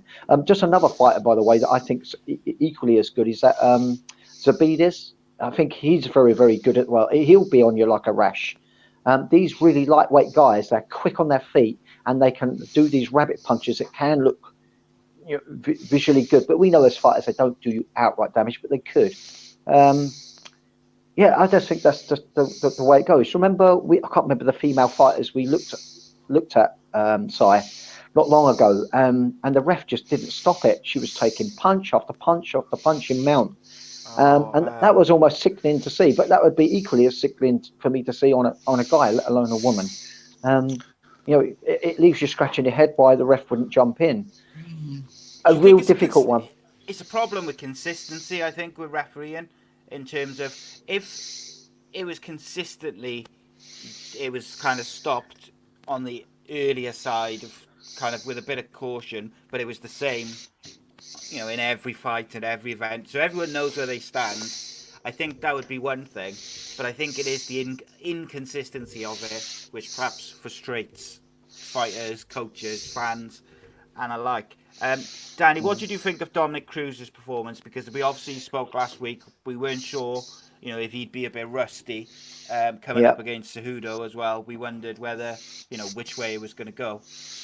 Yeah, I think if Cruz was to come back and fight many of the other fighters that are perhaps in that top 10, I think he would have been able to put on a much better performance. The fact that he's fighting the person who's championed 2 different weight divisions in the UFC. I mean, to champion one division is an incredible feat, but to do it over 2 divisions, Cejudo is obviously a special talent. And from what I saw of that fight, an improving one at that, I think he'd done ever so well. But Cruz is a reactive footwork orientated. He's a footwork reactive type fighter, and to try to do that with someone that's not only super fight sharp, but that short stature he's really, really quick out the blocks with his footwork. I think that made it really hard for Cruz to shine. I think the best thing he did do, he landed like a switch knee that could have led to something consequential. But I just think he was always up against it to come in off of cage rust such as he was. I don't think he's been out of training in a big way, but it's no replacement for real competition. Indeed. So just before we move on to the main event, I wanted to ask you both this question. You can answer at exactly the same time if you want. Just in one word, does anyone believe that Henry Cejudo is retiring? Who do you want to go first? Yes, yeah, I'd say yes, yeah. Do you? I know that might seem a bit surprising, but I think Daniel Cormier made a good point. This isn't the first time he's retired from something. This is the second time he's retired from something. He retired from wrestling at 21 years old. Didn't look back. He was young, retiring from wrestling, and then all of a sudden now he wants to retire from MMA. And I think there is a problem with his pay. I think he could probably he would like more money to try and basically say he's going to retire now. UFC kind of put their hand in their pocket and say, "Oh well, hold on a minute, we'll offer you this much." But I truly feel like what he said last night in the Octagon is genuine. He wanted to be at the top of the tree. And I think about it. There's nothing else that he can actually do. There's not. There's nothing else. No. So now, the only thing he can do is financially get better, which would be taking fights. But then that's going to affect his legacy. So I do believe that, yeah, potentially this will be the last time we see him. I won't be surprised if he turns around in 6 months and says, "Look, I'm coming back," at the end of the day. But for me, put it this way, if Dominic Cruz, not Dominic Cruz, if Cejudo said he was going to retire, I would believe him a lot more than someone like TJ Dillashaw said he was going to retire. You know what I mean? Yeah. He is someone who has been there and done it. Won the flyweight belt, held the flyweight and the bantamweight belt at the same time, Olympic champion. What else can he do? What, is he going to go to... This is a shout. People find me crazy. The only way that gets better, and people will laugh at me when I say this, is if he goes to featherweight and fights Volkanovski. That's the only way that gets better for him. Will they ever do that? I don't think so, man. You know what I mean? I think although a fight with Volkanovski is a lot better than a fight with Max Holloway, because Volkanovski's a lot shorter, but then obviously the size difference will be absolutely massive. But I'm just saying that's the only way it gets better for him. Yeah, I've seen. So I think, just my opinion. I've never met man. I've never spoken to the man. Obviously, my opinion is that maybe I've heard him over the last few months mention money a lot. That he's not probably getting paid what he should be, considering his accolades and his skill level. So I tend to think maybe, if UFC offer him a big deal to hang around, he probably will. But like I said, I've never met him. I've never spoken to him, so I've got no insight other than guessing. However, he has also talked numerous times about doing something with the WWE, and they will pay him money. They will pay him a lot of money to do it. So, he's got options, man. He's top of the tree. Danny, what about you? What do you think? Is Cejudo going to retire? Yeah, I believe that's a real true possibility that he will. I think that's a real shame because I think he's at the absolute peak right now. But, when you're right at the very top, all you can do is maintain that, and you're eventually you're going to topple off. Probably the smart thing to do is to retire because he has done practically everything. And yeah, he could go up to featherweight, but then could he, taint that legacy that he's already created for himself? I think sometimes the fighters create a bigger legend format for themselves by stopping at the right time. Look at someone like Rickson Gracie. He becomes such a big legend, but he never really fought anyone that good, but he was unbeaten. Yeah. If he really truly carried on and actually fought someone of worth, he may well have got that one loss, and then all of a sudden this mystique around him would have dissolved along with it. So yeah, it's a bit of a shame for a fan's perspective because there's so many matchups I would have still liked to have seen him have. But it might not ever come. But I just sometimes think Dana White is a little bit sometimes biased to the real lighter weight guys. He doesn't seem to give them the respect that they're due in terms of their financial packages. Because I think Demetrius Johnson had a that's few why he words to say. left, wasn't it? Yeah, and I think he's doing rather well with Well, one yeah, championship now. One FC, yeah. One FC, so he's yeah, doing very well, and Ben Askren's retired. So yeah, who got the better deal out of that? yeah, Mighty Mouse is off making money and winning fights. Ben mm. Askren And is doing yeah, nothing now. yeah, and that Demetrius Johnson, he was great to watch. Well, I'll tell you what then. Good all round. Here's an interesting question for you both. I'll start with Brett. So Khabib, when he fought Conor McGregor, said he wanted to beat McGregor and then retire unbeaten, having toppled the UFC's poster boy. He didn't. Probably now he will face Justin Gaethje. If Justin Gaethje beats Khabib, which after last night is a possibility, let's face it, has Khabib tainted his legacy by not retiring at the right time? Yeah, like at the end of the day, it's you could say it's the same thing as the Cejudo, case. At the end of the day, I feel like if Cejudo retires right now, this is the best time he could possibly retire for his legacy. That's it. Habib though, there's still questions there. I still see 3 guys in that division that can cause Habib trouble. And like at the end of the day, I can't say the same about Cejudo. Cejudo's beaten the best guys he possibly can in that division. At the minute. Yeah, you can question Sterling, you can question Petr Yan, but 3 of the best guys in that bantamweight division was TJ Dillashaw, Marlon Moraes, and Dominic Cruz. And that's just that lineup itself is incredible, absolutely incredible, and not only beating them but stopping all 3 of them. He, in my opinion, I've actually spoken to the guy a few times. He's a great guy, and I think he's a fantastic fighter. So yeah, for Cejudo, I think it could be the right time.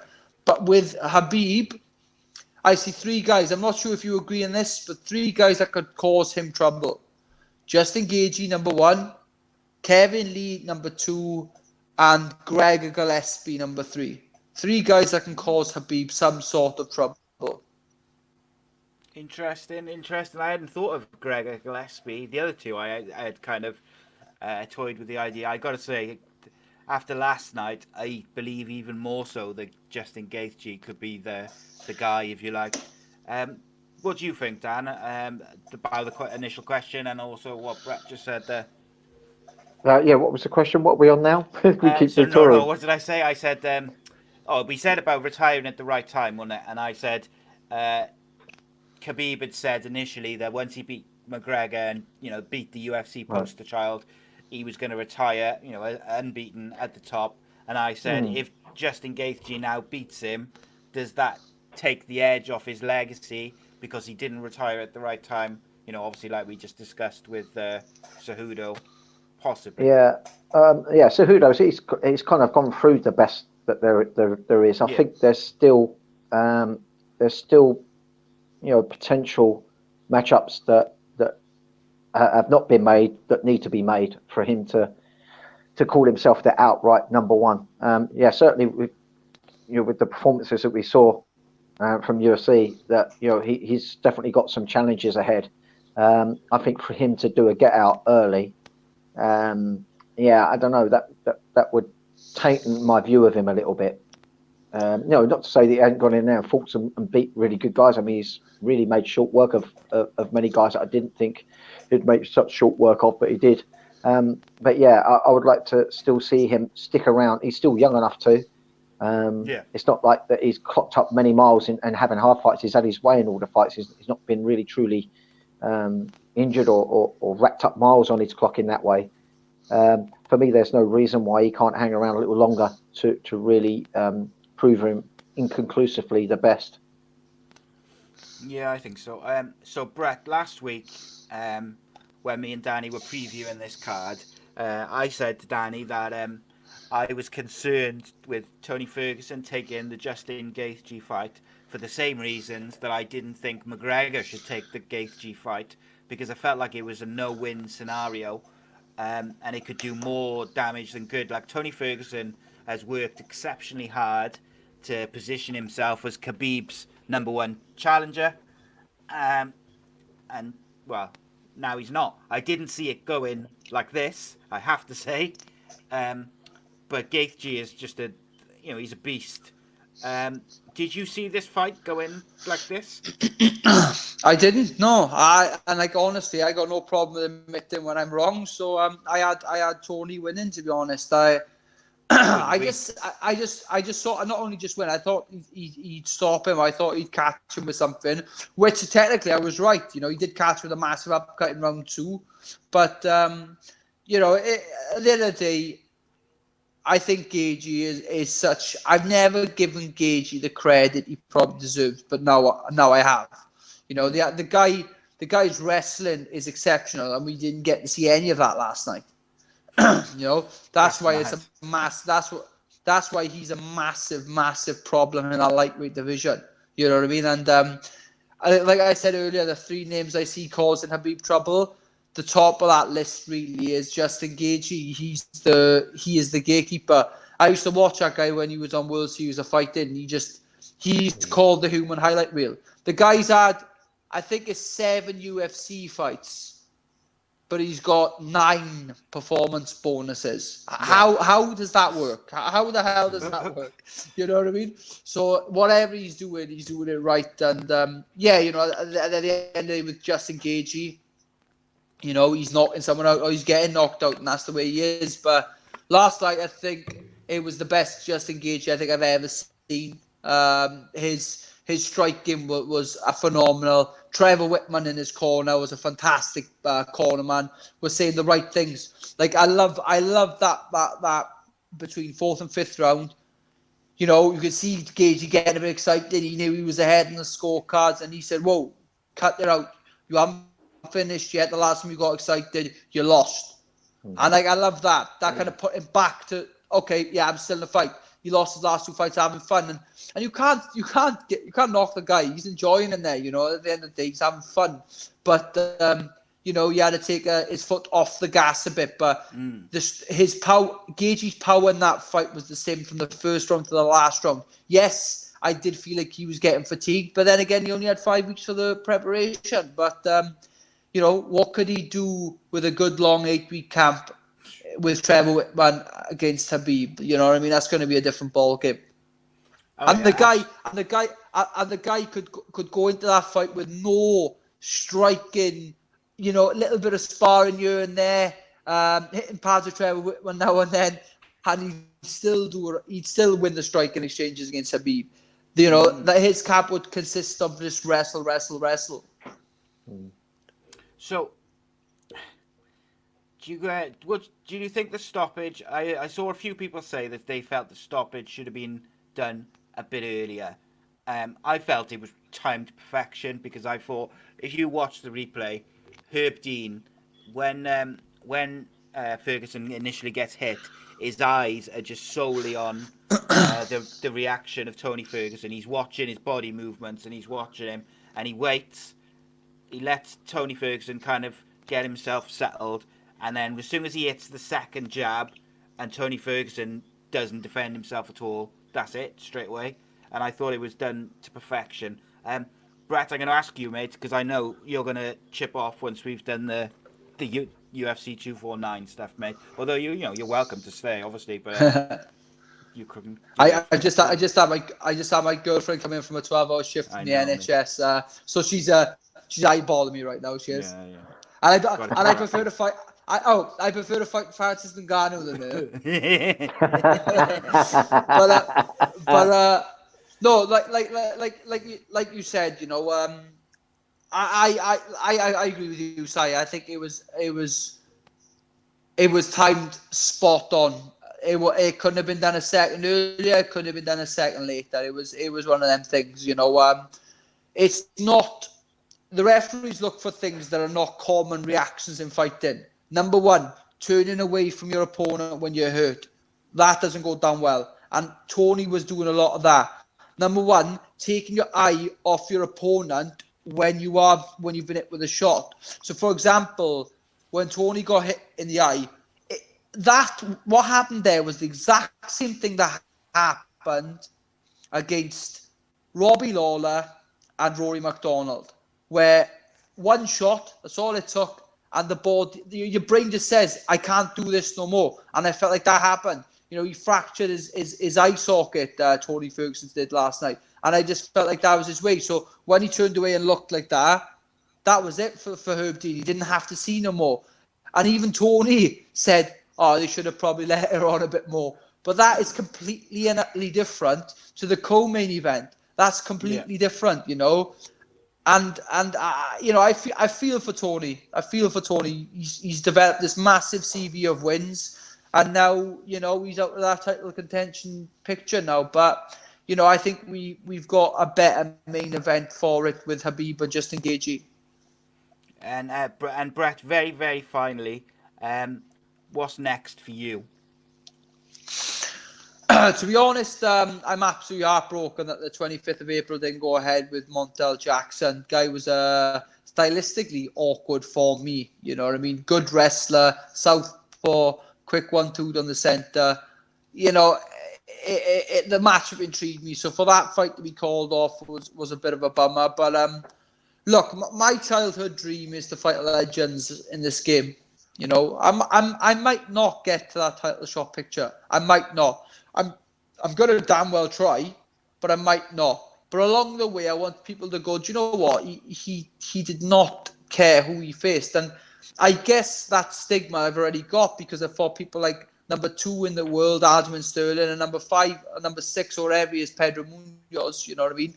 I want to run them fights back again, you know what I mean? I'm just a guy who's happy with fighting the best guys I can. And, for me personally, next, I'd like to fight, get another win. Let's negotiate this next contract with the UFC, and then we see from there. But a legend fight would be nice right now. Someone like a Dominic Cruz or a Uriah Faber, or someone who's been there for a long time in that UFC Bantamweight division. Like, it would be a childhood dream of mine to fight Dominic Cruz. A guy who was the pinnacle of the sport, a bantamweight, just to stand opposite that guy. And that's not stylistically a great fight for me at all.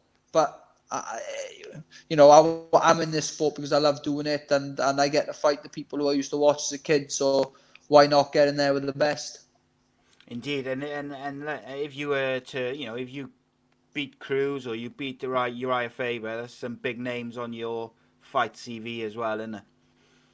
Yeah, 100%. Then at the end of the day, them names are the ones that would be like, well, for example, Uriah Faber's already in the UFC Hall of Fame. Dominic Cruz will be in the UFC Hall of Fame. And yeah, at the end of the day, to fight them Hall of Famers would be absolutely amazing. I'd be honest, I'm leaning right now more towards the Uriah Faber fight because I feel like that's where he is in his career. But Dominic Cruz is a matchup that I would love to have. Yeah, incredible. Right, Brett, I'll leave you go and spend time with your good lady. Thank you very much. Heroes of NHS. Thank you for joining us, Brett. Yeah. Appreciate it, mate. I really do. And you're welcome No. back at any time.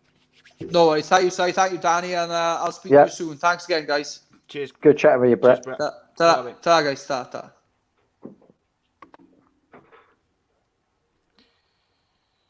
Okay. Right, Danny, what did you make of the main event, mate? Yeah, incredible. I was shocked how dominant, Gaethje was. I wasn't expecting that. I knew he was going to land shots on Ferguson, but I thought Ferguson was going to land more than he did on Gaethje, but it didn't happen that way. And it was just, it was the amount of power he's putting into those shots. It was almost like, you only put the power in those shots when you know they're mostly going to land, and most of them did. And it's like he knew it. He was throwing them like he was hitting a heavy bag.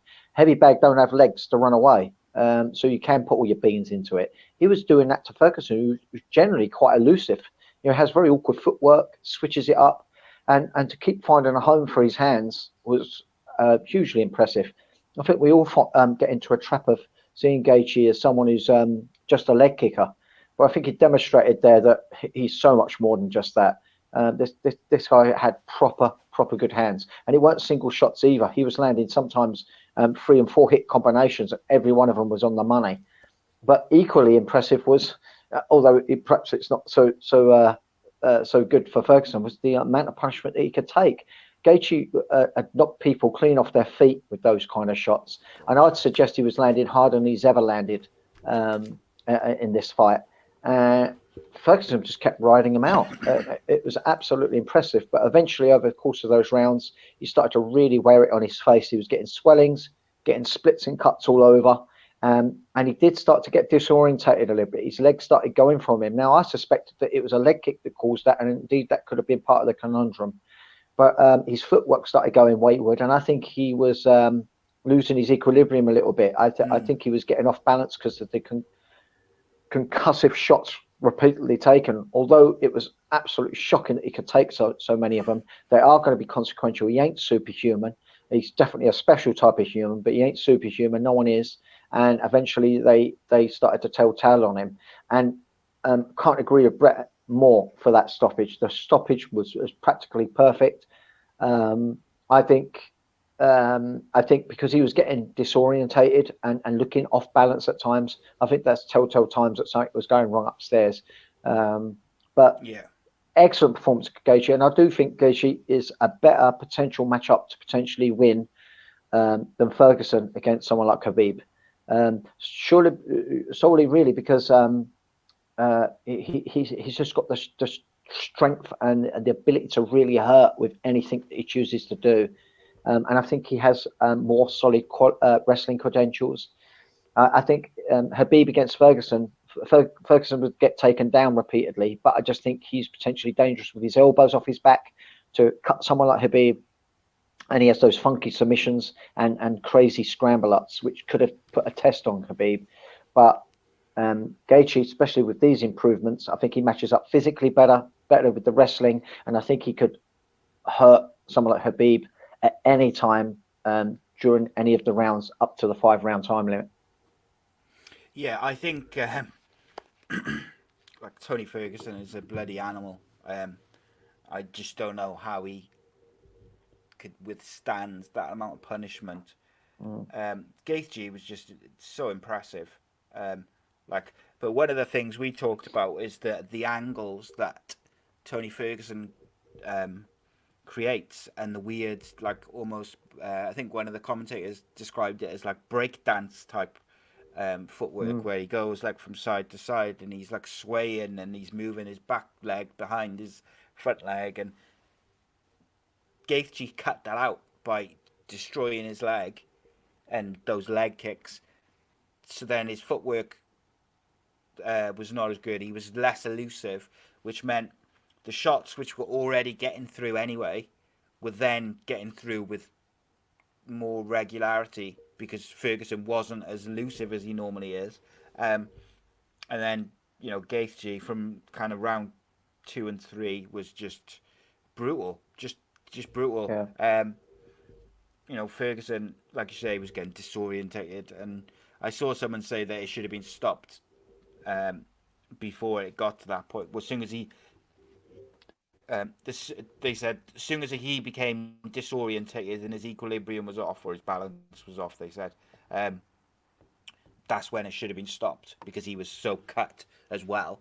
But I would argue that his balance issues at the earlier point in the fight were from leg kicks, not necessarily from headshots. Whereas at the end, where he gets hit with that straight left and he kind of jolts his one head to the side and his body goes the other way, and he kind of makes like a really unnatural movement, and then he sort of gathers himself, and it's the second jab which convinces the ref because he doesn't even, his hands don't go up to block it. he just takes it without any Yeah. reaction. And Wasn't it said that he had his orbital or his cheekbone yeah, I broke? think Brett said his orbital bone. Yeah, Was, so I think that's why broken. he was turning away. I know he does do this. He rides out punches very well, same as he does leg kicks. When he gets leg kick clean, he'll sort of like turn and spin with it to try and take some of the momentum out of the impact.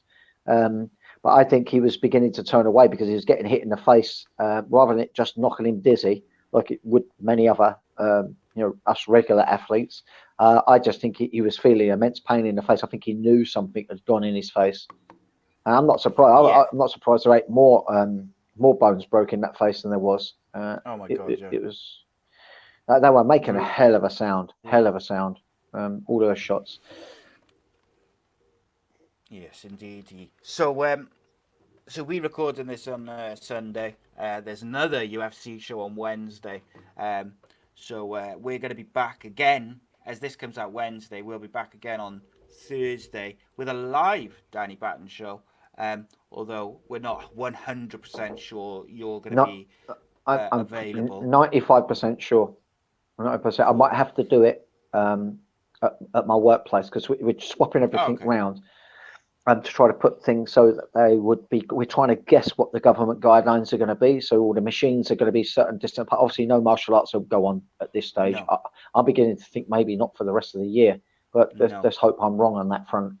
But certainly, in terms of our gym, we've got a really big gym area that can potentially be ran safe under the current circumstances. So we're trying to put a one-way system in. We're swapping things around. We're changing things.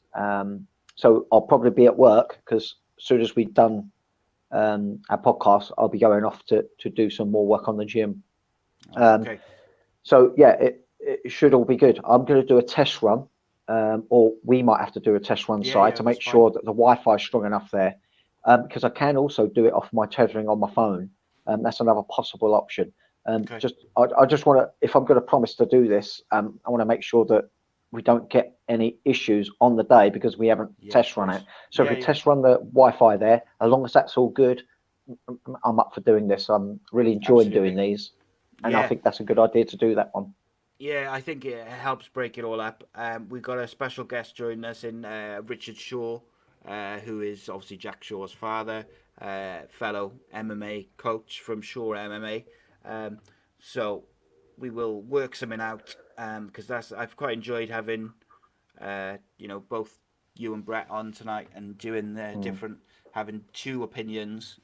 It's good, and you know what I mean. I like to have on all my podcasts when we discuss various sports or mental health. I like to have experts talk about stuff rather than me as much because it means more, doesn't it? It's like I'm just a fan of MMA, so to hear someone like yourself talking about it and then having someone else as well, I think it just adds even more credibility to our but don't take nothing away from yourself, side. The good thing is you're asking typical questions, and you're seeing things from a typical MMA fan's perspective who don't train it.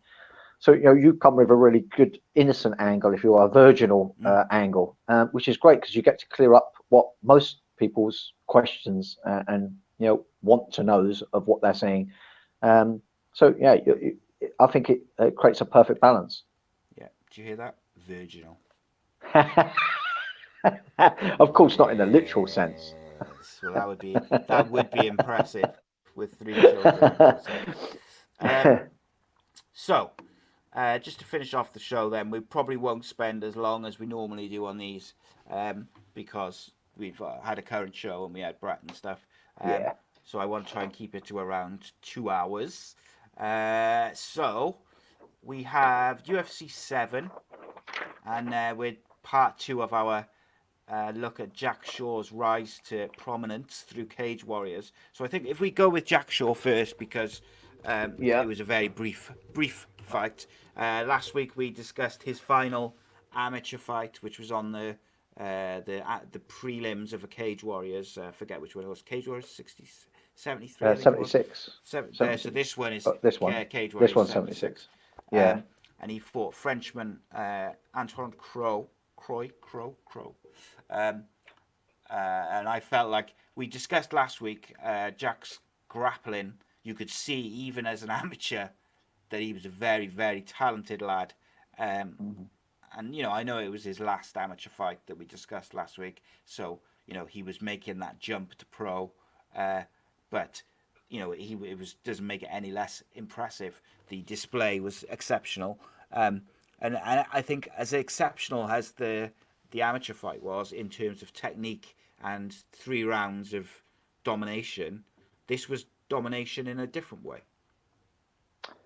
Yeah, it was really really good to see. It's just his wrestling is obviously really good, but his sense of what's happening on the ground is really immense. He's literally he's like got extra sensory sensors in his both arms, his legs, and his head, and he uses his head so well for a young lad. You know, any good grappler knows that where you put your head, it's like an extra limb. And he was using that really, really well, and also using his shoulder drive in that half guard position. I mean, half guard is something that we did see in his previous fight, and he dealt with that really, really well. And we saw no different here. He's just becoming more seasoned. Really impressive. I mean, you can only take from it what you can from that short duration that we saw, but just looked so sharp and clinical. Really, really did. It's almost like he knows what the guy's going to do before he does it in terms of trying to escape positions, because they literally jump out the hot frying pan, jump into another one. It's just like, where do they go? You know, the lad he fought had one attempt to do like a rolling knee bind to a leg lock attempt, but got easily floated by Jack Shore, easily countered, lands himself in mount position, landed, you know, for his attempt for that leg lock, a horrible punch and elbows. The guy gives up his back, and from there he had several attempts at trying to do a rear naked choke. One of them with the body triangle on. And I've always said to you, it's quite hard to finish a rear naked choke with that body triangle. It's possible, but your body location for your arm to be around the neck are just slightly off. And someone with a little bit of resilience in them can be hard to finish. There's a point where he stood up, wasn't there? He's trying to choke. The guy actually stood up, and I thought it was over at that point. But you know, the lad's there to fight, and he survived it. But he didn't get out of trouble for very long. He was in trouble again with Jack Shaw on his back, and this time it was just in that little bit deeper, a little bit sweeter. Absolutely impressive, I've got to say. I'm gonna have a good study of all of Jack's fights, and yeah, I'm really going to watch his career with interest. Yeah, it's one thing which just kind of interested me a little bit, as I was watching that fight earlier, is the French fighters as pros, they don't do head strikes. So when Jack at one point gets into full mount, didn't know what to do, had never experienced it before. And we mentioned earlier how it's only now that it's been not banned in France. It came up in the show we've been doing today. Yeah. So in this fight, I think they do grappling, but at this point, obviously this was a few years ago. They did grappling, even in MMA fights, but they don't do. I think it was head strikes, or I'm not 100% right, ground sure. and pound, yeah. So he had never had anyone have him in full mount and ground and pound, and you could see when Jack briefly gets into the full mount, he doesn't know what to do. Yeah. He does, or not that he doesn't know what to do. He doesn't know what to expect, because he's almost like that, like almost anticipating a flurry of shots. And did you also notice that as Jack was walking to the cage, they mentioned a certain former Cage Warriors champion? Oh my goodness, I must have missed that in my You rush to missed try your to. own name. It Jesus can happen. wept. Because I heard it and I thought, did I just hear that? And Oh, then I'm gonna, I straight rewound after it. we finish, I'm gonna be, going back to hear it. Yeah. It's just They as must have he's been walking, talking, just as they start talking. doing his face stuff. Right, okay. They must be talking about the distance past. Why not? Yeah, it was something about 11 years ago or something. Yeah, Length yeah, of yeah, time, whatever it was. yeah. Right, okay, we got 10 minutes to talk UFC 7. So I'm going to Yes. let you take us through it. I'm just going to talk about the bouts, and you can just kind of take us through them briefly. Yeah, let me just because I So we're always gonna briefly play them through as well as I go. But okay. So we're gonna start yeah, the with first one was Jerry Harris, wasn't it? And yeah, Paul Paul Valerians versus Verlins. Paul Valerians versus Jerry Harris, which finished after 1 minute and 7 seconds via submission elbows. Yeah. There weren't much to this. Both massive men. Paul Verlins, we know, is really big, 6'8", but the other guy matched him for size. But yeah, the other guy, it really didn't put up much of a fight for Paul Verlins. And Paul Verlins looked a little bit more in the know-how on the ground. He looked a little bit more savvy. Big lump of a guy. He was putting this nasty bare knuckle punches from a rear position without hooks in, which I think he only kept him in position because of the sheer weight of him. Normally we'd see someone who's a little bit more agile, perhaps put hooks in even at this stage of UFC, but he didn't. He didn't really have to. He just launched in some elbows, and the guy didn't want no more of it. Ref stepped in and over. That was that one. Indeed. Next up was Mark Hall versus Harold Howard, returning Yeah, again, Mr. Howard. Yeah, Mr. Howard, he looks all aggressive, gets himself real pent up, and it was all looking good for him to start off with. He has a really strange striking style. It's like WTF Taekwondo. There's two types of style of Taekwondo. There's ITF, which is what I did, and WTF, which is considered full contact, which is in the Olympics.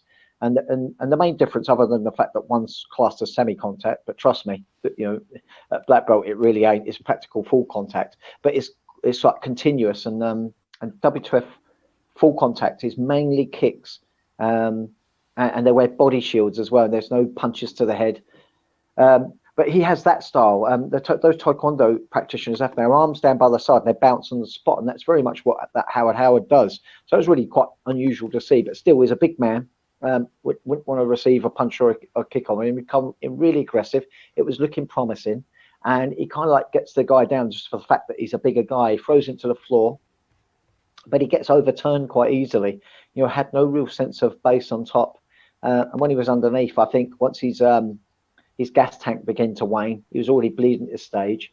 I think he could feel it in his opponent's energy that the guy was there to fight, had good energy Yeah. about him, and wasn't going to be a pushover. I think he knew that he wasn't going to get anywhere, and he chose the easy option and tapped and finished it early for himself. But a little bit disappointing because he comes across so aggressive. I thought he'd be in there for the finish, but not so. Yeah, so that was Harold Howard, wasn't it? Next Yeah, up was Remco Pardoyle or Pordell versus yeah. Ryan Parker, with Pardell winning by lapel choke after 3 minutes and 5 seconds. Yeah, another like kind of interesting matchup in that we got a karate practitioner fighting someone who's jiu-jitsu. Now, not Brazilian jiu-jitsu, but like a traditional jiu-jitsu, and he's got a bit of a judo background as well, I believe. But both very similar sized men, both wearing a gi, but for different reasons. As I just mentioned, Pardell was more jiu-jitsu orientated and judo orientated, so we understand why he's got his gi on. But the other guy's wearing a gi because of the karate background. Didn't get to see much of his karate. He got put down very, very easily into scarf hold. We know Padel, we've seen him use that when he won in, I think it's UFC 2, isn't it? We see him knock out the Thai boxing stylist with those nasty elbows. I thought we might see the same again here, but wasn't the case. I think slightly because the guy he was up against was quite a big guy himself and a little bit harder to subdue. But yeah, he gets over to, or gets mount position and starts working some top position chokes, and quickly wins. He wins with 3 minutes and 5 seconds.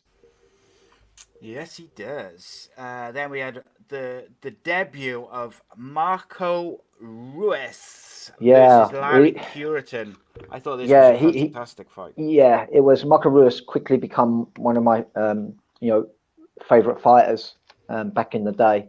He was someone I considered truly well-rounded. Potentially could face anyone world class on the ground, striking, or in the wrestling formats. Very, very impressive guy. Really knows how to fight. But what did impress me was we've seen we seen Larry Creighton, I think he's how you say his name.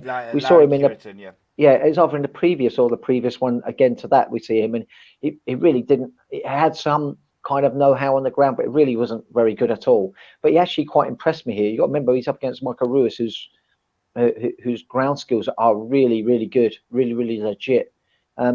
He actually got on top of Marco Ruiz after being taken down, and actually did well there. He nearly got arm triangled from closed guard, but he survived that. Kept using a forearm press and stacking up in Ruiz's guard, getting some a little bit ground and pound off. Couldn't make much of it, but he was making a fight of it. I thought he was going to get blown out of the water. I really, really did. But I think the fact that he was considerably bigger than Marco Ruiz put him in good stead to have some staying power in there. And it actually looked a little bit awkward at one point with Marco Ruiz with his head up against the cage. He was trying to work an open guard and couldn't get anything created of it because the cage was crumpling his hips with his head being squashed up against the cage. But then some space gave him the opportunity to work on those leg locks. And we know we've seen leg locks from him before. I know he's very, very good at leg locks. He's come from a style called luta livre, which is basically Brazilian jiu-jitsu without a gi. There was a lot of competition over the years in the past, even up to present day, between the luta livre guys and the Brazilian jiu-jitsu guys. And he finishes really quickly. Once he had all that leg and he got it to the ground, he finished very quickly. I think it was with a heel hook. It was a bit hard to see. But yeah, but like I say, impressive performance from both. Larry really impressed me with his improvements from his previous UFC fight, but Michael Ruiz was absolutely hugely impressive there. You could see he's got all-round capabilities. Yeah, he was. Marco Ruiz, of course, went on to have a pretty good career in MMA and martial arts. He fought in Pride and UFC. That's right. Yeah, I think he would have had a longer career, but I think he ended up with hepatitis. And so right, could okay. not get cleared to I fight did wonder anymore. because his last fight in the UFC was UFC 21. Yeah. Okay, so the semi-finals were Marco Ruiz versus Remco Pardoyle and Paul Valerins versus Mark Hall. So the first one was Valerins versus Hall, which Valerins won via submission, key lock submission, after 1 minute and 4 seconds. Yeah, a good little fight. Hall comes out with a Superman punch that landed, which is kind of great because he's given away a huge amount of height on Paul Valerins being at 6'8". So comes out with a jumping strike, which gave him easy access to the head. But that was about the only success that he got. I was quite impressed with his overall resilience, that though he didn't give in to that scarfold that he got put into quite early on. But Valerins, like I say, seemed to have more experience on the ground. You can tell he's learning the ground arts. I mean, he's still not a technical guy in the big stretch by any means, but someone 6'8" weighing the weight that he does, just a little bit of ground know-how is going to be difficult to deal with. And I think it was his size really that saw him through. He got to mounted position from that scarfold and then worked that key lock. Yeah, I mean, well done to Paul with that, but size is what I feel was a winning factor in that one. Yeah, I think that's fair to say. Next was Marco Ruiz versus Remco Pardoyle, with Ruiz winning via submission. Although it says on the Wikipedia page, submission position after 12 minutes. Basically, yeah, probably back then. Is this the one where he just tapped? Yeah, he just through quit. Basically, like he'd I had think he was enough. tired.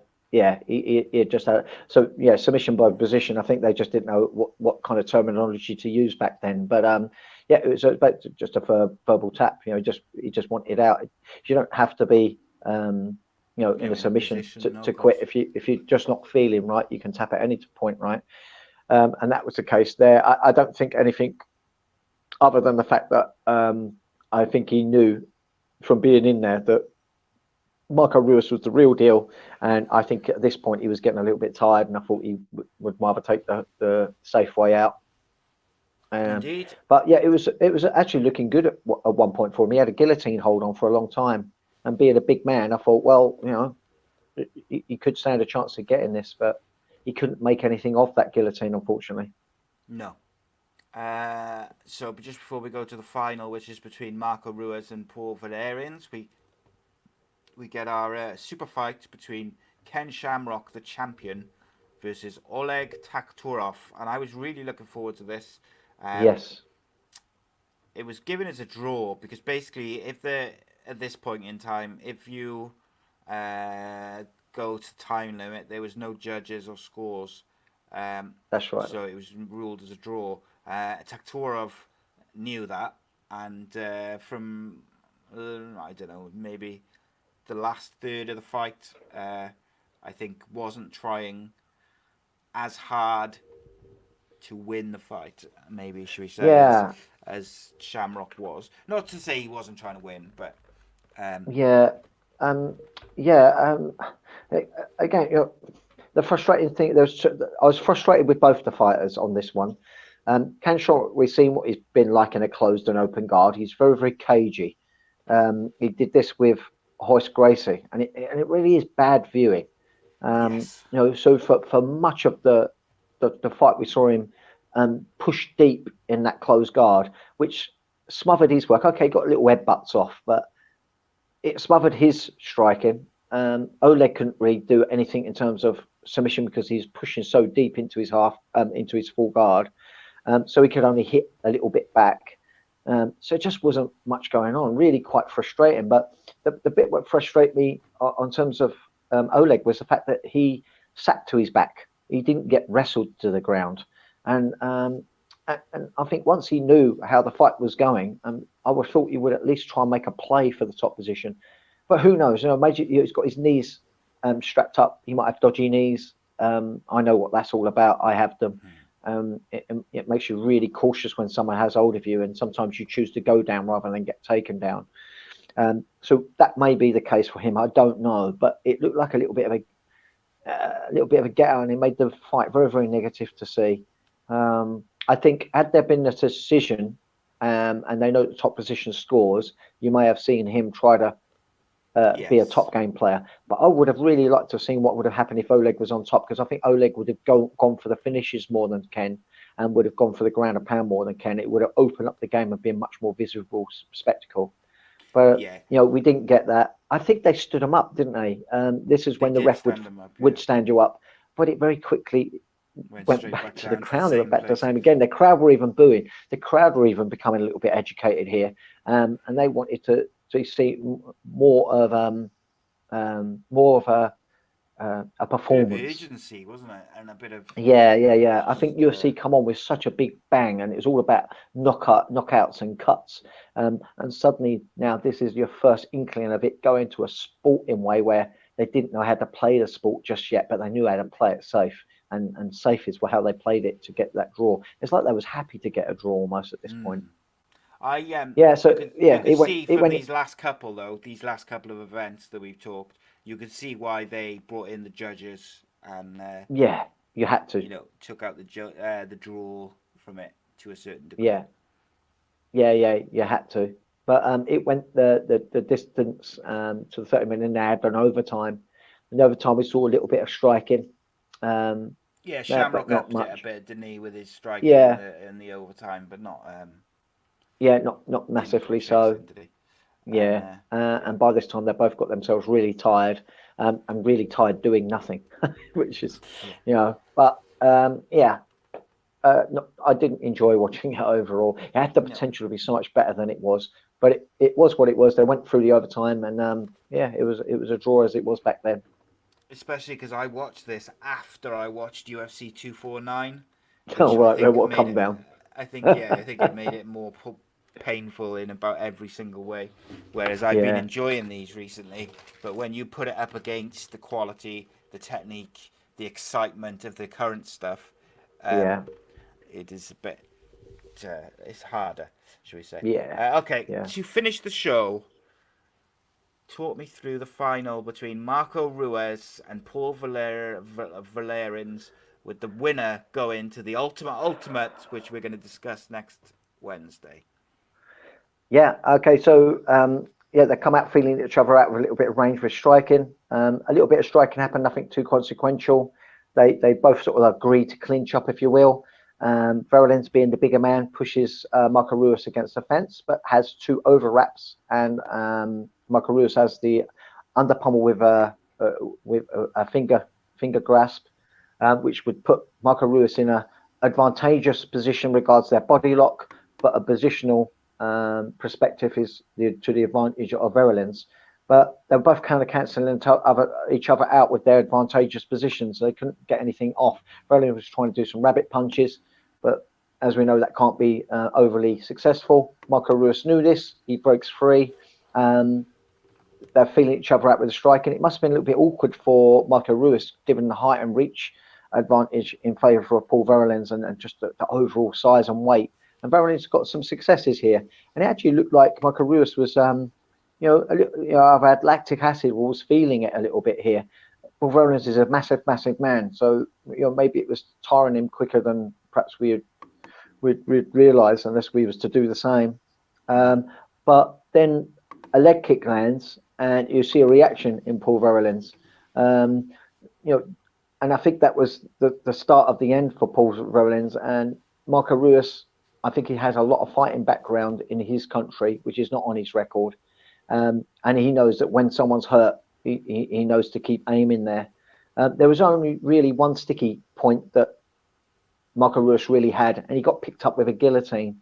But he was able to be strong enough to sort of like ride with it as he got picked up, and the choke weren't really all on his neck. And like I say, those leg kicks, once they started hitting home, started becoming consequential, and he literally kicked him to a point where he fell over, and the ref closes in as a finished deal. But it's also nice to see, just to add in, I think it's the first time we'd ever seen foot stomps. I can't remember maybe we had seen, but where it was done in any meaningful way. We saw one. A UFC 3, I think it was from. It might have been Keith Hackney. Royce and was it? Was it Royce? Oh no, that was in Pride. I'm thinking of. So yeah, it probably would have been Keith Hackney. But yeah. So it was, so we saw some interesting tactics coming into the mix. With those foot stomps, which again, I know that's something that when when all these early UFCs were on, I'd managed to get access to videotapes of some fights that were happening in Brazil. And like I say, I think Marco Ruiz had a whole lot more fighting experience than was realised by many of these fighters. Out in Brazil, they've been doing this long before it would hit the United States. And so all these little tactics and stuff is something that had already become part of his game. And it was all a step too much for Paul Verolin's. Yeah, they'd already innovated all this stuff before they had in the US. Okay. And that wraps us up for today. I know we've shot through the retro stuff and the Jack Shaw stuff a bit. But obviously we had a banger of a UFC card to talk about. Guys, if having a guest join myself and Danny, join us to break down the UFC cards is something that you liked and you're interested in, and let us know what you think.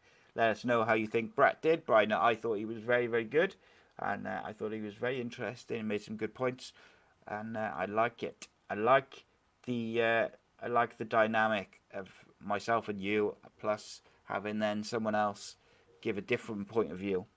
Absolutely. Keeps us on our toes, freshens it up a bit. And what was Brett Johns is he's watching UFC and watching potential opponents. Yeah. So obviously I'm long retired, so certainly nice to get his perspective on things, because he really is amongst the race to those belts. So we get his mindset on it all. I really, really enjoyed it, having Brett on as well. Indeed, I'm not gonna name any names, but I'm gonna work on some more. But for now, Richard Shaw will be joining us for the breakdown of Wednesday's show. Hopefully we'll be live. Keep an eye on our social media to find out what time. Likely to be either 8 p.m. or 9 p.m. It'll be live on Facebook, YouTube, and Twitter. But keep an eye on social media: facebook.com/AceCastNation, Twitter at AceCast_nation, and the same on Instagram. Danny does not have any of these things because he doesn't believe in social media. He doesn't use his Instagram either, even though I tag him all the time. No, my son runs it, but he's got a girlfriend now. Tell him to bloody Pay attention. Naughty boy. Okay. Danny, it's been a pleasure, my friend. Thank you, as usual. Yeah, so thanks again. I really enjoyed it. And like I say, it just was extra special to have someone new to come into the mix as well. I hope we get to do it again. Indeed. Someone from the UFC as well. From the top of the tree, as it were. Yeah. And, that's funny enough. After Brett's his comeback fight, which we broke down, didn't we? And we discussed. I think that he showed that he has the ability, from a grappling point of view, to really push on and break into that top 10. Absolutely. So I hope he does take that fight or get that fight with Uriah Faber or Dominic Cruz, because I think that could be a game changer for him if he beats one of those two. I agree, and I think that's the right path. To get him back right up into the true mix of the top in the UFC. Indeed, because he did well against Aljamain Sterling, who's now number 2 in the world. So exactly. Just don't know how the chips will fall. That's it. We will see you Thursday. Tomorrow. Let's make it happen. Tomorrow, as it were. But regards to everyone. Stay safe. Stay home.